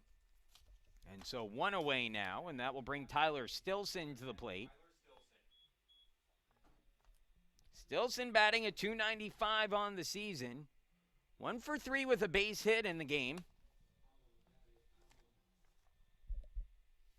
Again, the infield stays in for Brandeis. First pitch taken high for a ball, 1-0. Good speed at second base with Harms. A base hit to the outfield should score 2. Be a big difference maker in this one. Stilson well out in front of that pitch. Comes up empty, and it's 1-1. That was a good curve there for Zahner. Zahner trying to keep it at a 2-run game after the first 2 runners of the inning reached. That one hits softly, cued down the first baseline, and the count now 1-2 on Stilson. Matt Trout is out on deck. Remember, he came into the game as a defensive replacement instead of Zach Carinci hitting in that spot. The 1-2 is outside for a ball. Good job by the catcher, Keeler, to field that one cleanly. If that goes to the backstop, and adds a run on. Here's the 2-2 to Stilson. And just a bit down low, and the count now full, 3-2. Again, if you're Zahner here, you don't have to throw a strike with first base open. Here's the 3-2, and he doesn't throw a strike. It misses up high. Came with an off-speed pitch that he just never had control of, and that will put Stilson on with the walk. And now the batter will be Matt Trout with the bases loaded and 1 away. So Powers at third, Harms at second, Stilson at first. Trout awaits the first pitch, and he takes it down and away for a ball, 1-0. Trout batting a 143 on the year, but he's done some of his best work with runners on base, as he has throughout his career. That's been one of his strengths. Takes that one for a called strike, and the count evens 1-1.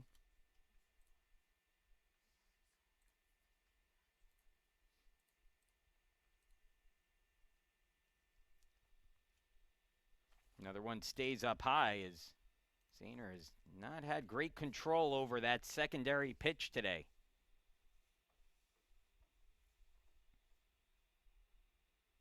Trout 1-for-1 this season with the bases loaded. That was a bases clearing triple. He fouls that one back, and the count evens 2-2. He's 2 for 14 with runners in scoring position overall. Here's the 2-2 and a little outside, full count 3-2. So a big pitch coming up here for Zahner in a 2-run game. The Spartans leading, but have the bases loaded with 1 out here. Here comes the payoff pitch to Trout. And he hits it high in the air, deep towards left field, going back and getting underneath it, and it bounces off the glove of the left fielder, and that will allow at least 1 run to score. Here comes Harms from second base. He'll score as well. It'll be an error that results in 2 runners coming across, and the Spartans lead now up to 7-3. Now batting number 2, the second baseman, Franco Alonso.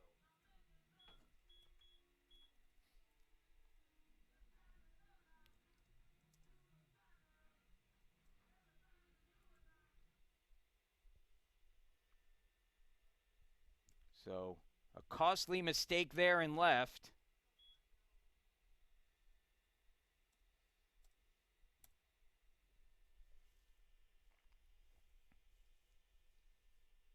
It's now 0-1 on Alonso, who can add further to the lead here.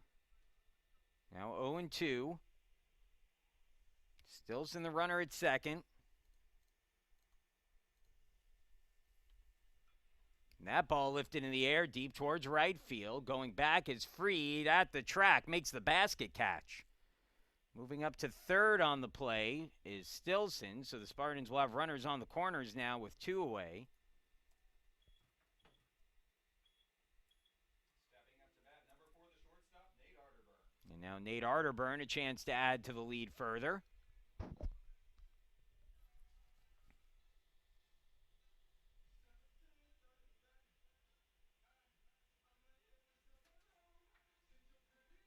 Arterburn, 0 for 3 in the game. And he lines that one foul, 0-1.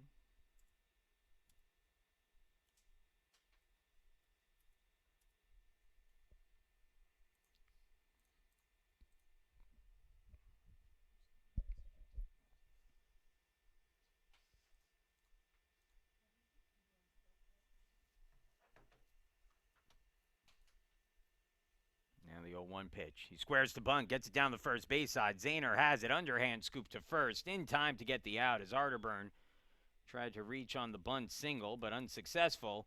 And that will move us to the 9th. It's now a 4-run lead for the Spartans as we move into the 9th inning. Due up for Brandeis. They need 4 to tie, 5 to take the lead. It'll be their 6, 7, and 8 hitters. Keeler, Walson, Chafin due up when we return.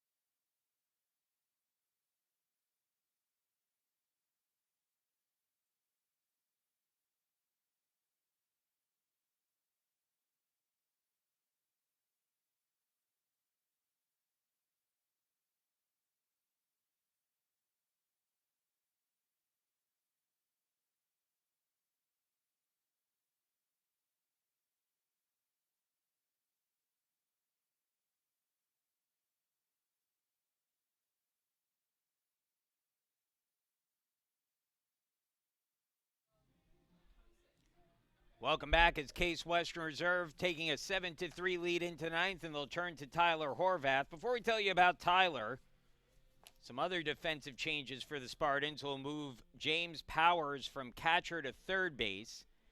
And then the designated hitter, Jack Anderson, will assume duties behind the plate. That means that out of the game is Tyler Stilson, the third baseman. And while we hope to not see what the Spartans would do if this happens, Tyler Horvath is technically in the batting order now, batting sixth for Stilson.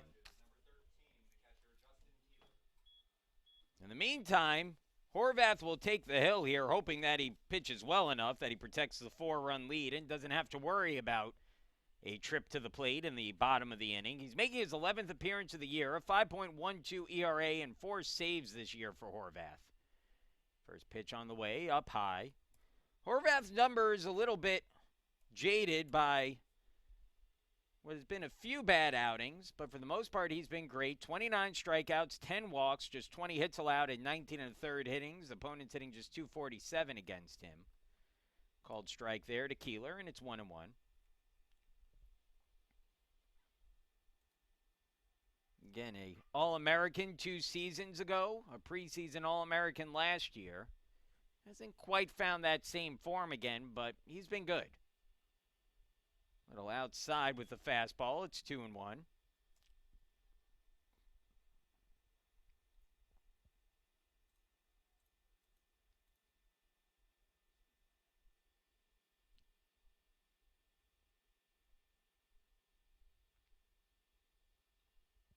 Another one fouled away. 2-2.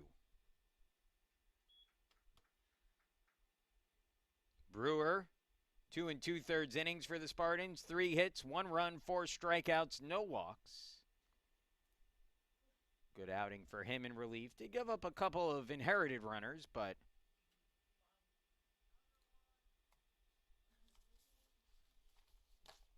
again was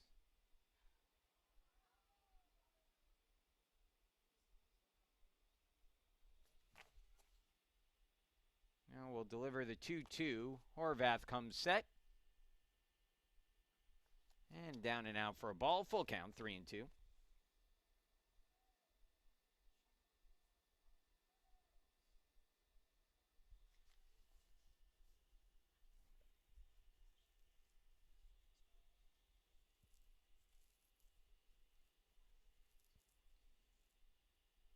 And the breaking ball called a strike 3 on the outside corner. Keeler arguing it, but to no avail as he chucked his bat down. Good job by Horvath to pick off that outside corner for the first out of the inning.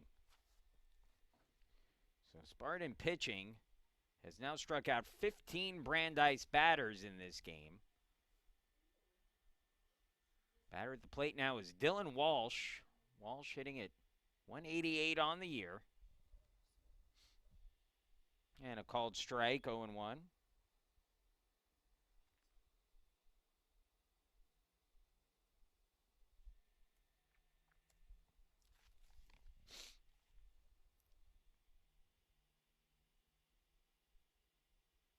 Not a save situation here for Horvath, although it looked for a while like it might be.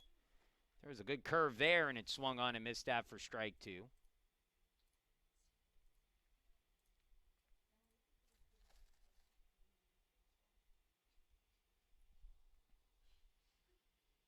Oh, 0-2 offering from Horvath. And down and away for a ball. Spartans looking for their 5th straight win.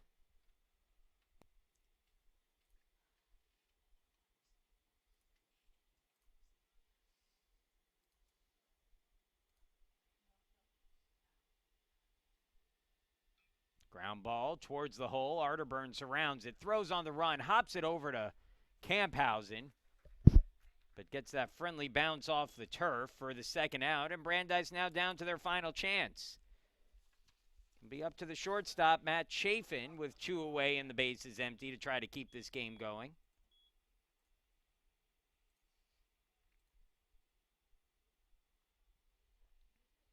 Chafin 0 for 3 today.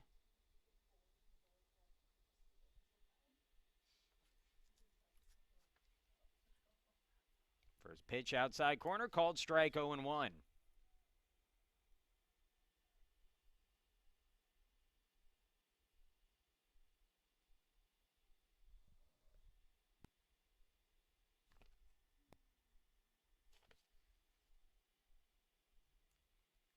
And a little low with the curve, 1-1. Again, tomorrow's game, a 9:30 start. That time moved up to accommodate an early flight out of here for Brandeis tomorrow. Here's the 1-1. Swung on, ground ball to short. Arterburn with it, throw across the diamond to first to get the out, and that'll do it. As the Spartans sweep a doubleheader from Brandeis with a 7-3 win in Game 2 after winning the first game 8-0. So a nice job by Case Western Reserve today. They've won the first 3 games of the series. It's been a good weekend thus far. Brandeis will drop on the season to 4-16. Case Western Reserve gets its 20th win of the year. They're now 20-6 on the year. Brandeis 0-3 in the conference. Case Western Reserve 6-1. Winning pitcher is Quinn Saunders. He improves to 3-0 on the year. No save in the game. The loss goes to Brandeis starter Andrew Tringe. He drops to 0-5 despite recovering to pitch pretty well in this game. The game lasted 2 hours and 28 minutes. And attendance here at the ballpark, 238 for our second game. I want to thank everyone once again for joining us throughout the day today. Again, a reminder, tomorrow's game slated for an earlier start, 9:30 in the morning here from Nobby's Ballpark. So make sure you join us then, bright and early. Get your coffee on the pot and settle in for a couple innings of Spartan baseball. Once again, it was a good day for Case Western Reserve, a pair of wins against Brandeis. And they improved to 3-0 in the series, 20-6 overall. Have a great evening, everybody. Once again, final score, Game 2, 7-3. Spartans with the win. Take care.